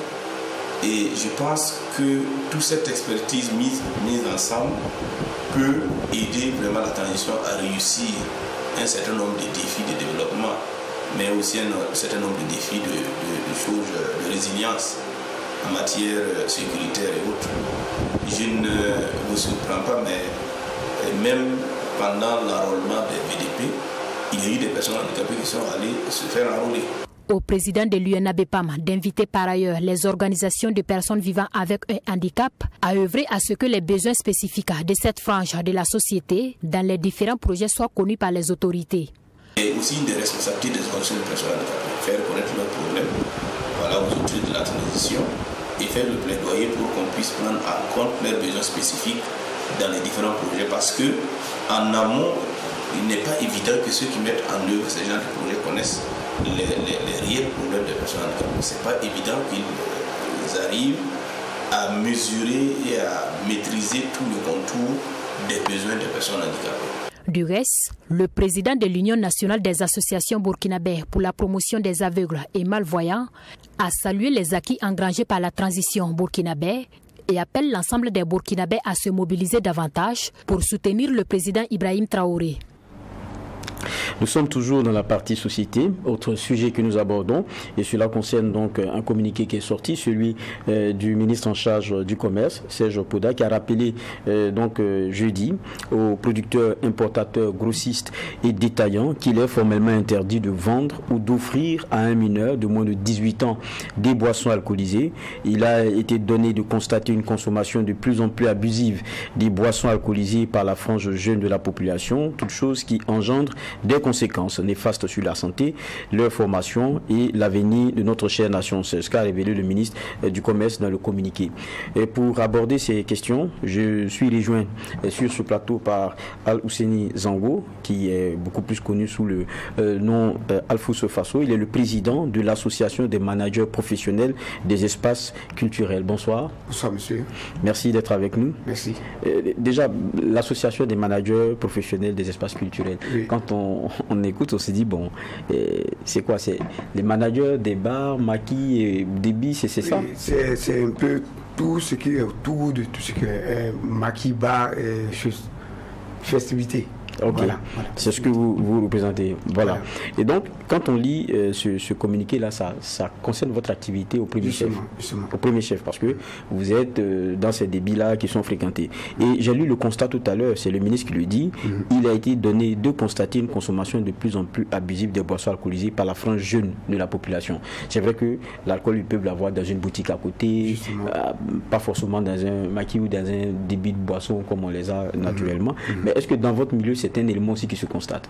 Oui, comme on le dit, aujourd'hui on arrive un peu, c'est désolant, mais on n'arrive pas à contrôler cette histoire-là. Parce que nous-mêmes, étant parents, lorsqu'on constate qu'on voit des enfants qui se donnent à l'alcool, ça nous fait mal. Ça nous fait mal. Mais c'est un constat, mais je pense qu'on est tous coupables. Ça, je dois le dire. On est tous coupables. Ça nous donne l'éducation avec tout ce qui se passe sur les réseaux sociaux, tout ce que les gens apprennent mal des autres pays autour de nous. C'est ce qui, chez moi, c'est ce qui emporte tout ça. D'accord. La jeunesse est un peu perdue. Ok, mais il y a au niveau de notre ministère aujourd'hui la volonté en tout cas d'encadrer les choses. Et pour ce qui est par exemple de l'interdiction, c'est juste un rappel, hein, il le dit, il est interdit de recevoir dans un débit de boisson un mineur de moins de 18 ans non accompagné d'une personne majeure. Aujourd'hui, souvent le procès qu'on vous fait, ce n'est même pas seulement qu'on puisse voir des fois des mineurs dans ce type d'enceinte, mais c'est que même quelquefois on peut rencontrer un agent qui travaille mais qui n'est même pas qui n'est pas majeur. Oui, mais ce constat que vous venez de dire tout à l'heure, je suis d'accord avec vous, mais c'est pourquoi je dis nous sommes dans un milieu, il faut être professionnel. Lorsque vous êtes professionnel dans un milieu, vous n'allez pas accepter quelqu'un qui vient travailler pour vous, que vous savez que c'est interdit de mettre des enfants en train de travailler. Vous n'allez même pas accepter. C'est déjà interdit par la loi le travail des choses, des enfants. Donc, pour cela, je pense que je tiens à profiter de votre caméra et de votre télé, dire à tous ceux qui sont dans ce milieu-là d'être absus et d'être très, très, très rigoureux par rapport à ceux qui viennent chercher le travail. C'est vrai qu'on veut aider, mais il faut être clair. Une personne qui n'a pas de pièce d'identité, c'est pas la peine de l'engager. Parce que pour être professionnel, quelqu'un qui vient chercher du travail chez toi, tu es obligé de le déclarer à la CNPS. Donc pour cela, il faut que la personne ait des pièces. Pour un mineur, tu ne pourras pas. Donc c'est sur ce côté-là, nous sommes en train de plus sensibiliser. Voilà. Au niveau de l'association des managers. Mais justement, c'est vrai que vous, quoi qu'on dise, vous êtes des managers, vous êtes aussi des salariés. Vous avez vos patrons qui sont ceux-là qui investissent souvent dans ces débits. Et eux, Bon, après, eux aussi, ils doivent être sensibilisés. Est-ce que vous en parlez très souvent? Est-ce que c'est des éléments de discussion? Oui, vous avez raison. C'est le plus important. Parce que si le patron, toi en tant que manager, le patron vient vers toi pour dire que tu viens pour diriger ma société, parce que c'est une société. Okay. Les débits de boissons sont des sociétés, ça il faut le dire. Pour ceux qui ne savent pas, c'est une société. Mais quand c'est bien structuré, je pense qu'il n'y aura pas de faille. Okay. Mais lorsque c'est dans la anarchie, là il y a faille. Okay. On peut n'importe qui prend n'importe quelle personne, n'importe qui ne sait pas qui est quitté. Par exemple, nous, dans notre association, on a toujours dit aux gens, avant de prendre une personne, il faut d'abord avoir sa pièce d'identité. De deux, il faut savoir la personne vient d'où, en cas de besoin, qui on doit prévenir. Et savoir même sa santé. C'est très important parce que c'est dans le débit des boissons, il y a tout ça, ça marche avec. La mairie vient contrôler tout ça. Il faudrait qu'on ait quand même la statue de cette personne qui vient travailler avec nous. Pour que s'il y a un problème, on puisse toucher rapidement pour ne pas appeler les parents. Mais quand on vous écoute, ça c'est dans le meilleur des mondes. Mais à Ouaga ou je sais pas dans certaines villes, tous ceux qui nous regardent, ils se rendent compte que quand vous arrivez quelquefois dans ces débits, c'est pas forcément la chose la mieux partagée. Oui, et puis d'autres éléments, il y a aussi le comportement. Vous mettiez le doigt là-dessus. Quand quelqu'un vient et dans un débit, vous regardez au faciès, vous doutez un peu de l'âge, peut-être la maturité. Est-ce que vous avez la possibilité, dans ce cas de figure, très souvent, de dire, monsieur, on peut avoir votre pièce d'identité? Oui, dans ce côté-là, c'est un peu notre difficulté dans ce côté-là, je ne vais pas cacher, c'est surtout avec les jeunes filles. Ok. Vous savez, la femme, avec le corps, elle développe plus âgée que son âge. Donc, on a des problèmes avec cela. Okay. Au niveau des jeunes garçons, au niveau des hommes, c'est facile à récupérer un homme que, quand tu regardes la façade déjà, tu sais quel âge qu'on peut lui donner. Mais avec les femmes, c'est un peu compliqué. Mais dans ce cas de figure, nous avons une petite discrétion dans notre milieu. On appelle la personne à côté. C'est vrai, tu fais vieille, mais excuse-moi, est-ce que je ne peux pas avoir ton âge ou bien soit ta pièce? Dans la blague, tout se passe. Mais souvent, il y a des réticences. Oui, ça c'est vrai. Mais là, dans le cas contraire, là, pour un bar ou soit un maquis qui est sérieux, tu es dans l'obligation de dire à cette personne, je ne peux pas vous accepter, comme on ne va pas déclarer exactement votre âge. C'est clair.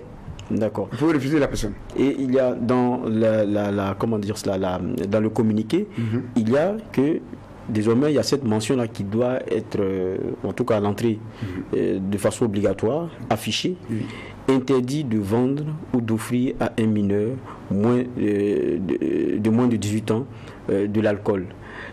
J'espère au moins qu'on peut vous sensibiliser pour dire que ça doit être une obligation, puisqu'il y aura des contrôles inopinés très bientôt. Oui, comme vous êtes en train de le dire, moi ça me fait plaisir. Parce que même ce matin, je me suis confronté à quelque chose. J'ai dit, mais voilà, monsieur Geoffroy, je vous dis merci de m'avoir invité sur ce plateau. J'étais assis dans mon service. Et je vois une famille qui rentre avec deux mamans, deux enfants, qui veulent venir s'asseoir pour manger, tout juste en famille. Maintenant, je dis, avec l'arrêté, qu'est-ce que je dois faire là? Ok. Est-ce que vous voyez? Je dis, avec l'arrêté, qu'est-ce que je fais là? Bon, je m'approche auprès des parents. Je dis, bon, quand vous êtes venus avec vos enfants, est-ce que c'est pas mieux? Il y aura la musique et tout ça. On va vous mettre quelque part pour que vous soyez encadrés vos enfants, manger. Je sais que vous venez de l'église. Effectivement, c'était ça. Ils ont mangé, ils ont fui. Et paf. Oui, mais là c'est clair. Hein. Il est interdit de recevoir dans un débit de boisson un mineur de moins de 18 ans non accompagné d'une personne majeure. Donc, si elle est avec une personne majeure, il ne devrait pas avoir de problème. Mais justement, est-ce qu'il n'arrive pas aussi des cas où la personne majeure l'accompagnant, bon, je prends un cas simple, et l'enfant, quand vous le regardez, il a peut-être, vous regardez, c'est peut-être 14-15 ans, et il est avec quelqu'un qui paraît peut-être son père ou quoi, et après on lui fait une bière. Dans ce cas de figure, c'est complexe. Bon, comment tu vas venir te plaindre tout de suite là? Le monsieur dit, mais attends, c'est ton enfant ou c'est mon enfant? Et mais quand vous avez été confronté à des... Oui, justement. Plusieurs fois même. Tu vois, toi, tu regardes et tu sais que cette jeune fille-là n'a pas le droit de boire l'alcool. Surtout, et puis ça se passe avec les jeunes filles. Et quand tu viens interpeller, s'il te plaît, nous on est venus pour boire ici, laisse-nous consommer, et après ça, c'est mon problème. Et quand j'entends ce genre de langage, qu'est-ce que tu vas dire? Au contrôle, quand on vient pour contrôler, qu'est-ce que tu as pu dire? D'accord, on comprend que ça devient... C'est un peu complexe, c'est très complexe, mais je pense qu'avec la sensibilisation de tout un chacun, on va aboutir à ce qu'on veut. On va aboutir à ce qu'on veut. C'est ce qu'on espère. Voilà, en tout cas, on avait voulu aborder cette question en tout cas avec vous. Et on espère que, parce que les contrôles vont commencer très bientôt, et on espère que la sensibilisation se fera pour que ces débits-là, en tout cas, nous, à notre niveau, franchement dit, à notre niveau, on essaie de sensibiliser et on continue, on va toujours continuer à sensibiliser. Parce que c'est la jeunesse qui serait le monde de demain. Ce qui est bien. C'est à nous d'aboutir le pas.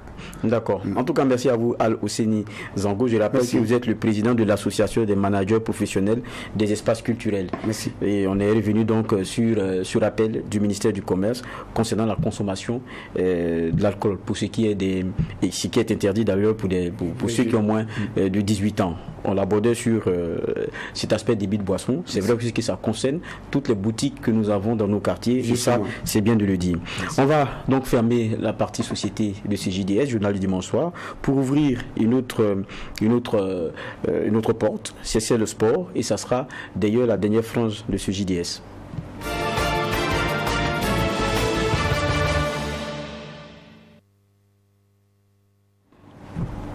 Nous l'annoncions en titre, nous allons parler boxe dans cette partie sport, mais avant, on va s'intéresser à notre champion, le champion du monde d'athlétisme 2023, Hugues Fabrice Zango, qui est rentré au pays et il a été accueilli en héros à Ouagadougou, c'était hier. On revit tout cela avant des échanges sur ce plateau. Le premier Africain champion du monde de triple saut, Hugues Fabrice Zango, avec sa médaille d'or au cou, est arrivé à Ouagadougou ce samedi aux environs de 15h temps universel. Accueilli par le secrétaire général du ministère en charge des sports et des membres de la Fédération burkinabé d'athlétisme, les premiers mots du champion vont à l'endroit du président de la Fédération burkinabé d'athlétisme décédé, Frédéric Sidbé. Ensuite, il exprime sa joie d'avoir pu honorer le Burkina Faso. Je suis très content et très fier d'avoir pu réaliser une performance qui m'a valu une médaille d'or des championnats du monde. Vous savez, on peut être très performant et ne jamais gagner.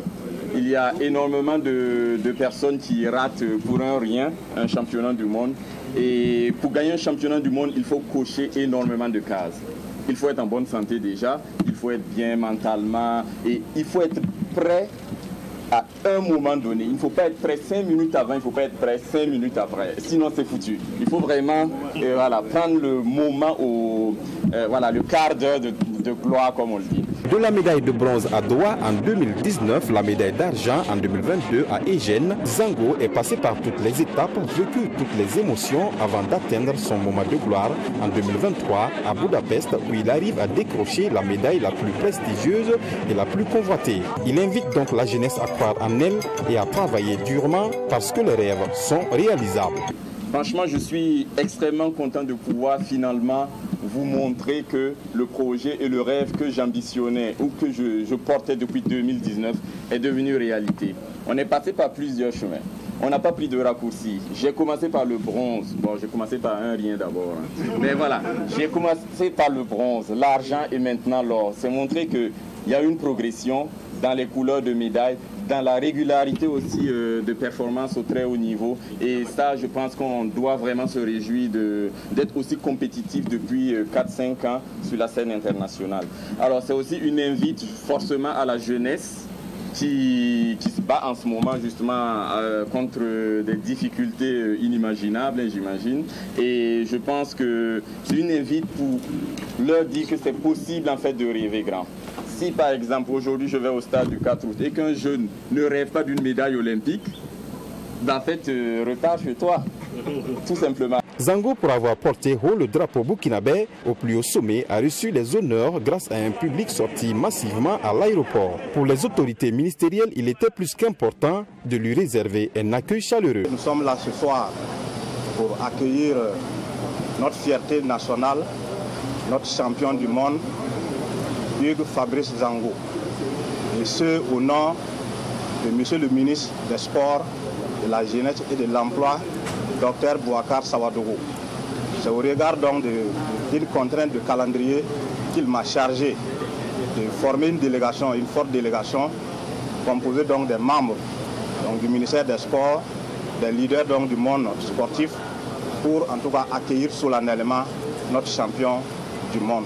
Donc au nom de M. le ministre et au nom donc, des plus hautes autorités donc, du pays, nous lui disons la bienvenue, nous lui disons bravo parce qu'il a posé un acte historique, il a engagé des résultats historiques pour notre pays qui est effectivement d'être champion du monde en athlétisme. Après l'aéroport, le champion du monde d'athlétisme et vice-champion à la Diamond League 2023 a fait une parade dans les artères de la ville de Ouagadougou avant de rejoindre son hôtel. Une série d'activités est prévue également lors de son séjour à Ouagadougou. Nous sommes en plein dans la partie sport et je suis rejoint par Claude Romba avec qui j'anime chaque dimanche cette frange-là. Bonsoir. Bonsoir Geoffroy, en tout cas, ravi d'être là. Un plaisir. Et nous sommes rejoints aussi par Anassé Kwanda. Il est ancien boxeur et entraîneur de boxe. Bonsoir. Bonsoir. Plaisir de vous avoir. Claude, on a vu notre champion qui est rentré. Déjà, c'est intéressant que les Burkinabés viennent l'accueillir après la façon dont il hisse le drapeau très haut, le drapeau burkinabé à l'international. Ce n'est que mérité. Oui, ça montre également aussi la force de la diplomatie sportive. Donc quand vous arrivez donc à hisser haut comme ça le drapeau du pays, je pense que la reconnaissance elle est immédiate. Donc on a vu tout ce beau monde-là sortir pour accueillir Fabrice Zango. Je crois que c'est tout à fait à son honneur, c'est tout à fait mérité. Et voilà, je pense que quand c'est fait comme ça, vous voyez de façon spontanée, la population adhère. Je pense qu'il ne faut pas aussi galvauder donc ces accueils qu'on fabrique et qu'on puisse emmener les gens. Sinon, ça perd un peu de sa saveur. Là, vous avez affaire à un champion qui est passé par toutes les étapes. Et aujourd'hui, il est accueilli, c'est tout à fait normal. Il a été vice-champion du monde. Il a été médaillé de bronze des Jeux Olympiques. Aujourd'hui, il est champion du monde. Donc, on voit que c'est quelqu'un qui, chaque fois, fait un peu plus. Et qu'il travaille de telle sorte à être d'abord régulier, mais également aussi à battre les performances et à aller battre aussi des records. Et quand c'est comme ça, c'est important d'aller donc d'aller l'accueillir et de reconnaître son mérite. Je pense que de le célébrer. Et là, il mérite même une médaille. Médaille parce que, évidemment, ce qu'on voit qui va crescendo. Voilà. Peut-être qu'on va attendre que les Jeux Olympiques aussi viennent pour consacrer donc évidemment le cheminement de quelqu'un qui aura tout donné pour le sport et qui aura été vraiment performant, il aura été vraiment un athlète qui a vraiment donné de la couleur donc au Burkina Faso, surtout dans cette situation-là. Voilà pourquoi je suis très content et on a vu ça et je suis content, mais en même temps aussi je lance un appel pour ne pas qu'on galvaude cela, parce que ceux qui sont là, ceux qu'on doit accueillir doivent être vraiment ceux qui ont été valeureux, qui ont donné évidemment, qui ont pu hisser haut le drapeau du Burkina Faso. Voilà pourquoi il faut connaître les compétitions. Voilà, pas pour des compétitions sous-régionales où on se met à 2 ou à 3. On voit donc communiquer du ministre pour aller accueillir les étalons qui sont sortis deuxième coupe de la UFOA, alors que c'est un championnat amical, alors que bon, on est déjà arrivé en finale où on a déjà remporté. On voit donc les Burkinabés se mobiliser, aller accueillir les étalons qui sont arrivés. Ça encore ça peut se faire, mais qui sont arrivés deuxième, premier, ils sont arrivés en finale de la Coupe d'Afrique, c'est normal qu'on les accueille. Même s'ils sont arrivés troisième, c'est normal parce qu'on a vu l'effort qu'ils ont donné. Et ensuite, arrivé premier, finaliste, on vous décore. Vous arrivez troisième également, on vous décore. Bon, ça aussi va falloir qu'on puisse savoir là où on se met pour ne pas galvauder évidemment. Aujourd'hui, quand vous voyez cela, vous avez la chair de poule pour que ceux qui ont le mérite d'atteindre ce niveau-là puissent être célébrés comme il se doit et qu'ils savent aussi que par rapport à cela, donc la célébration, elle est normale, elle est méritée, ce n'est pas quelque chose de galvaudé. Voilà pourquoi je profite en même temps pour dire cela et qu'on puisse remettre les choses dans les normes et qu'on puisse mettre les choses vraiment dans leur contexte pour évidemment aller accueillir donc à l'aéroport vraiment nos vrais diplomates, ceux qui haussent haut le drapeau du Burkina Faso. Et là, c'est vraiment... Tout le monde est content, quoi. Évidemment. Championnat national. Championnat national, 4e journée qui s'est disputée ce week-end.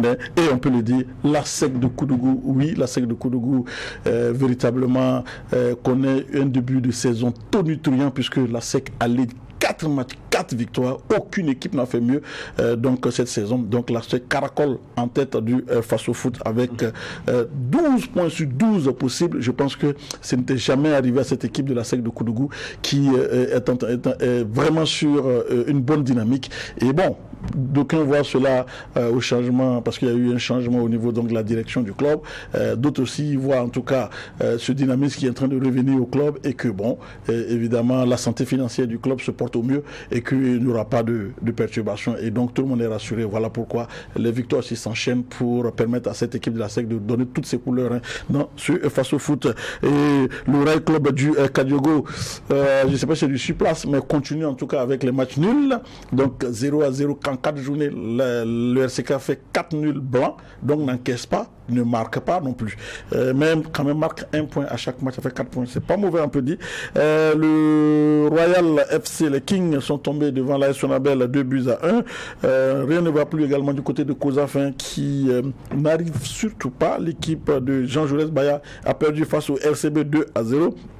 Et puis on l'a dit, la SEC de Koudougou, qui dans les dernières minutes, il faut le dire, après une expulsion à la 85e minute face à Salitas, qui reste quand même l'une des mastodontes du football, a réussi à marquer un but dans les arrêts, dans le temps additionnel. C'est un véritable hold-up réussi par les hommes de Mouni Kwanda, que tu connais bien. Donc Sporting Club de Cascade qui réalise son premier succès dans ce championnat, puisqu'ils ont battu Raimo 2-0. La soirée a été tenue en échec par l'ASFB, 1 but partout. L'Étoile filante de Ouagadougou a été ramené sur terre par Majestic, puisque battu 3-1. Vitesse et l'AS Douane se neutralisent 0 but partout. Donc c'est la SEC qui est en tête de ce Face au Foot avec 12 points. Celui de l'AS Sonabel 10 points et de l'AS Douane 3 points. Mais l'AS Douane a un match à moins. C'est bien. Vous étiez à Yamoussoukro? Tout à fait, pour la sortie à la campagne africaine des deux clubs du Burkina Faso. Il s'agit donc de l'AS Douane d'abord qui recevait l'équipe de l'Espérance de Tunis, et puis ensuite on avait l'Étoile filante de Ouagadougou mesuré donc à River United du Nigeria, 0 but partout. Il faut dire que l'AS Douane a chuté 1-0 face à cette équipe de l'Espérance de Tunis, mais dans l'ensemble, ce qu'on a pu remarquer avec cette équipe de l'AS Douane, ils ont chuté. Je dirais que l'AS Douane, le vrai adversaire de l'AS Douane a été l'AS Douane lui-même, parce que elle-même plutôt, parce que l'équipe de l'AS Douane a eu, je dirais, c'est sous-estimé face à une équipe de l'Espérance de Tunis.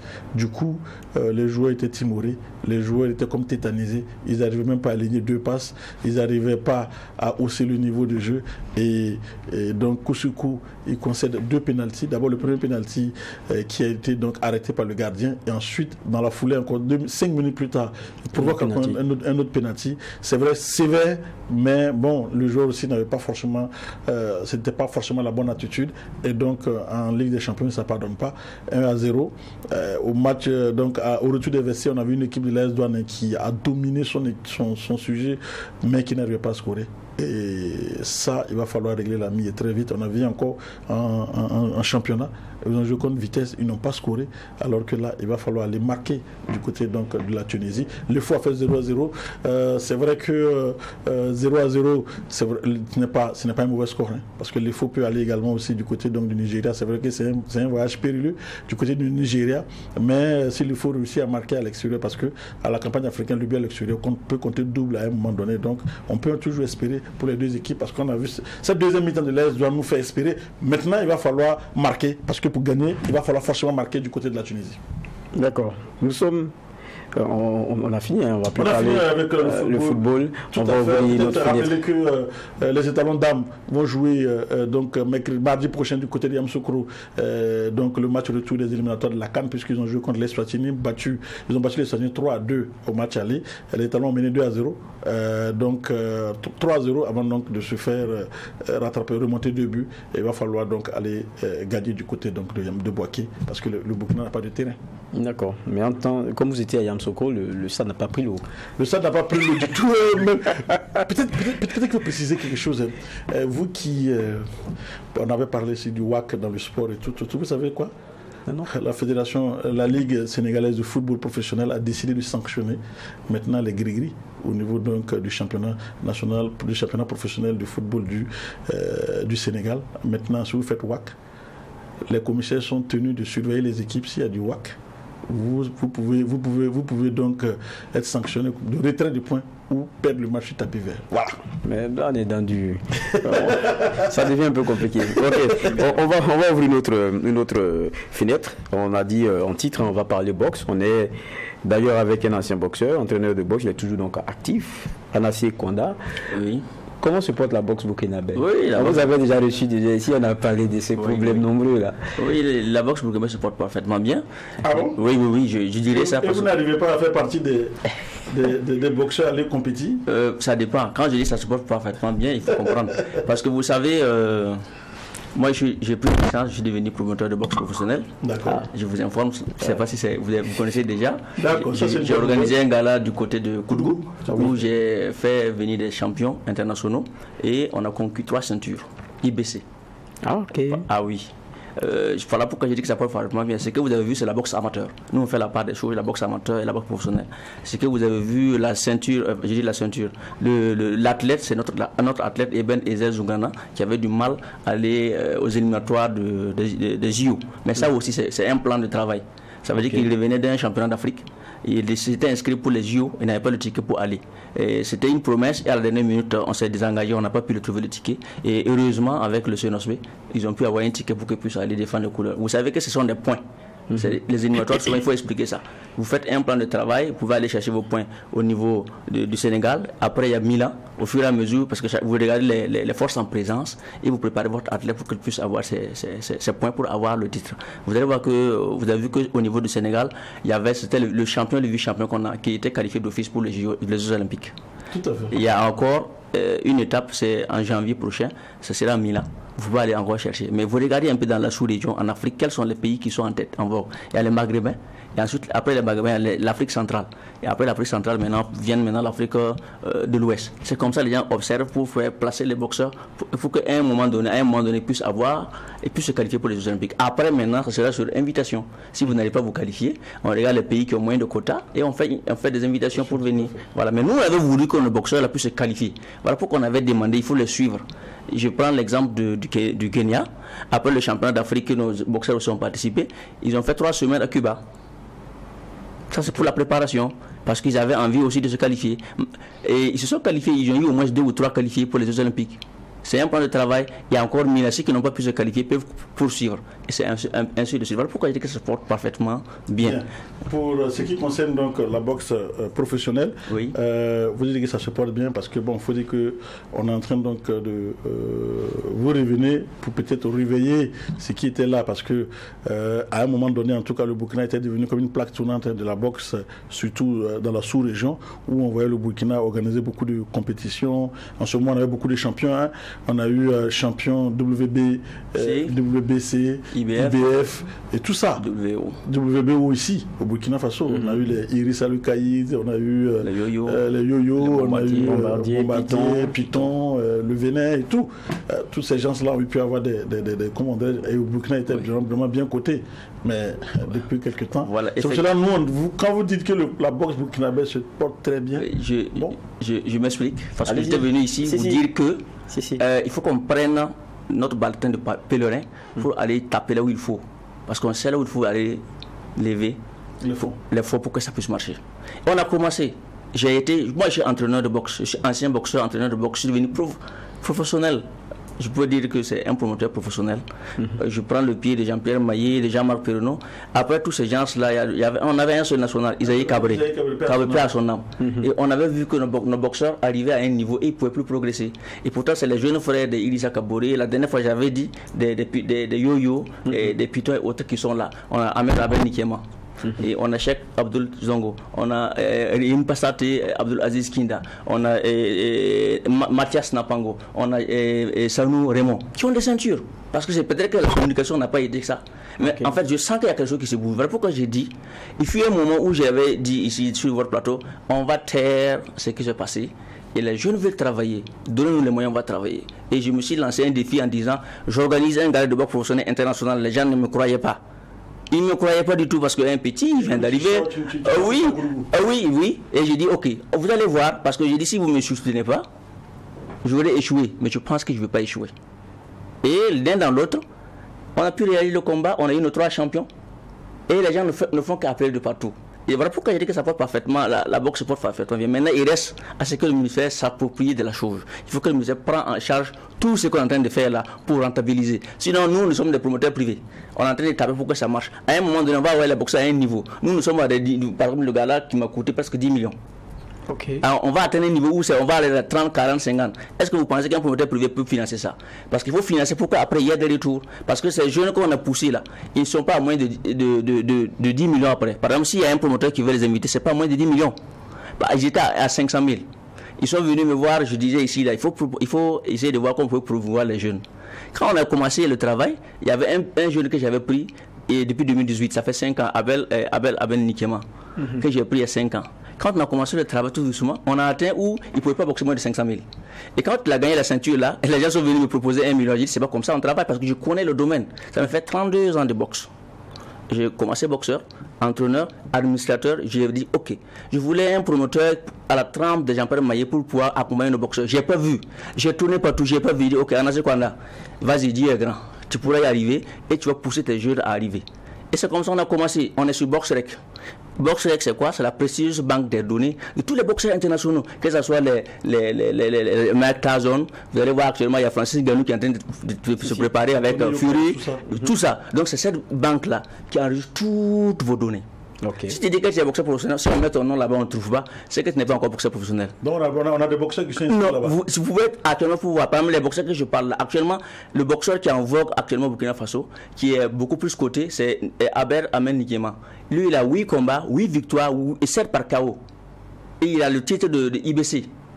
Okay. Vous voyez un peu, donc c'est pour dire que les gens ne suivent pas l'actualité. Et si parce qu'il faut donner la place à ceux qui connaissent le travail. Parce qu'au début, on a laissé, moi je peux dire des amateurs, des gens qui ne connaissent pas et qui font n'importe quoi.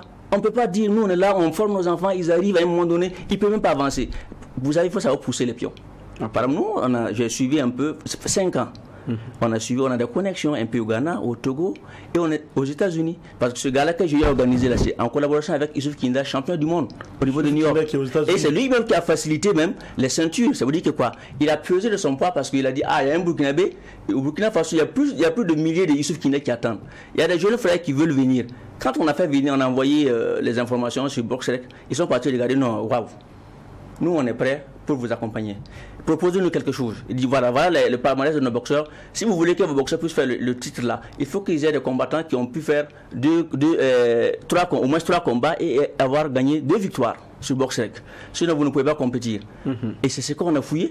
Et pour faire venir les athlètes, c'est tout un problème. C'était tout un problème. Mais nous, on a dit non. Nous-mêmes, ce sont des montagnes là. On va y arriver. On y croit, on a foi à ce qu'on fait. Et voilà pourquoi j'ai dit la boxe porte parfaitement bien. Ce qui manque maintenant à la boxe là, c'est le soutien franc. Ça veut dire que franc du moins, c'est le soutien franc des autorités. Parce que j'ai eu des promesses, les gens ont promis, ils ont dit qu'il n'y aura pas de problème. En tout cas, on croit. Mais je pense qu'on a déjà fait le pas. On continue de faire le pas. On va voir que d'ici là, peut-être les retombées vont venir. Mais c'est surtout plus pour la jeunesse. D'accord.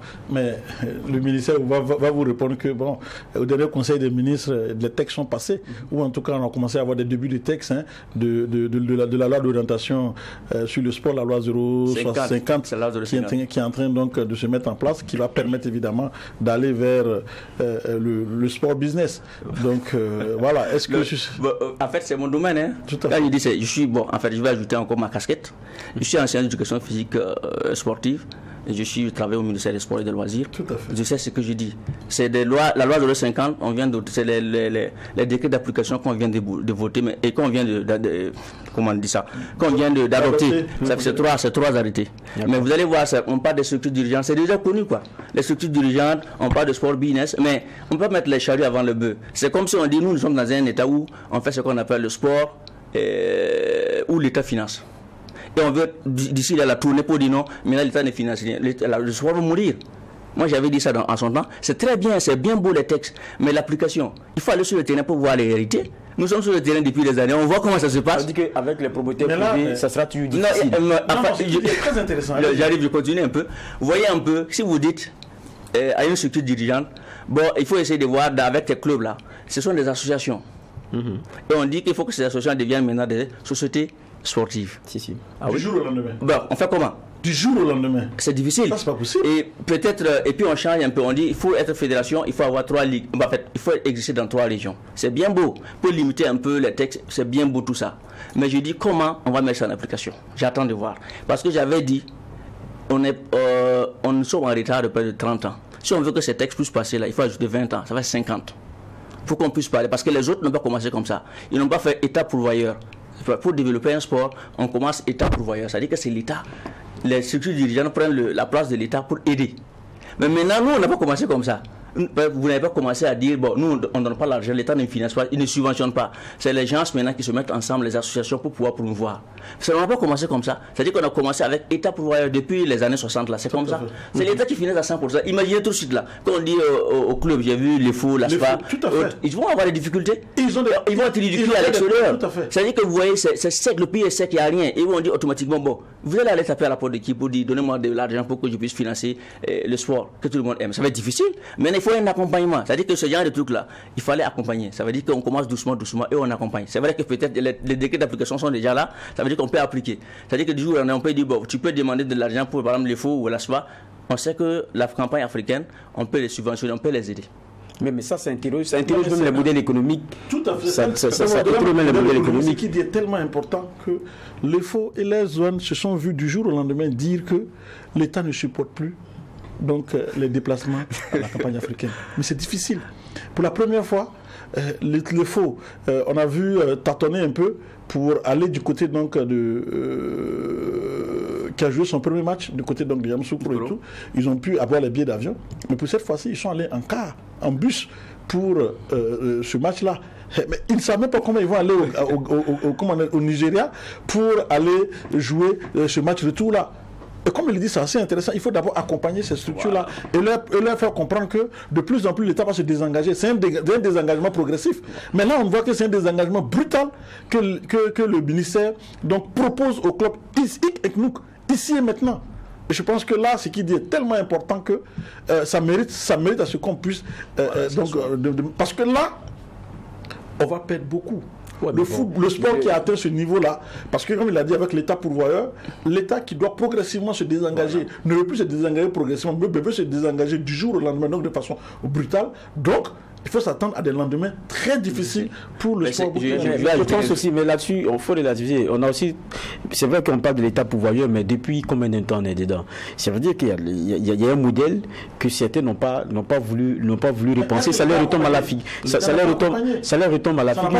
Aujourd'hui, le contexte est difficile, Claude. C'est difficile. Il y a des dépenses qui ne sont plus simples. Donc ça, c'était des éléments qu'on devrait voir venir. On devrait voir venir. Donc il fallait anticiper. Voilà. On n'a pas cette capacité d'anticiper. Ailleurs, ça dit que c'est 2 modèles. Ça veut dire qu'il y a l'association et il y a la société sportive. Ça doit aller comme ça. Ça veut dire que la société sportive aide l'association à avancer.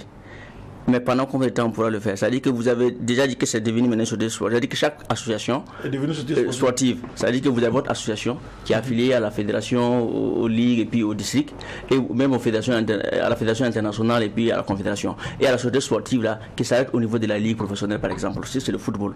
Donc ça veut dire que la société sportive va créer des retombées pour que l'association puisse fonctionner. Ça va être difficile.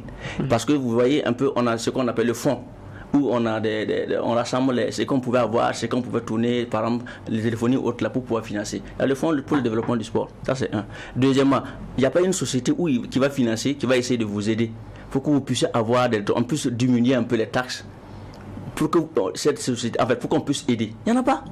Actuellement, on n'a pas atteint ce niveau-là. C'est-à-dire que le sport, on devait être là. Celui qui aide le sport, on doit pouvoir déduire quelque chose de ses impôts.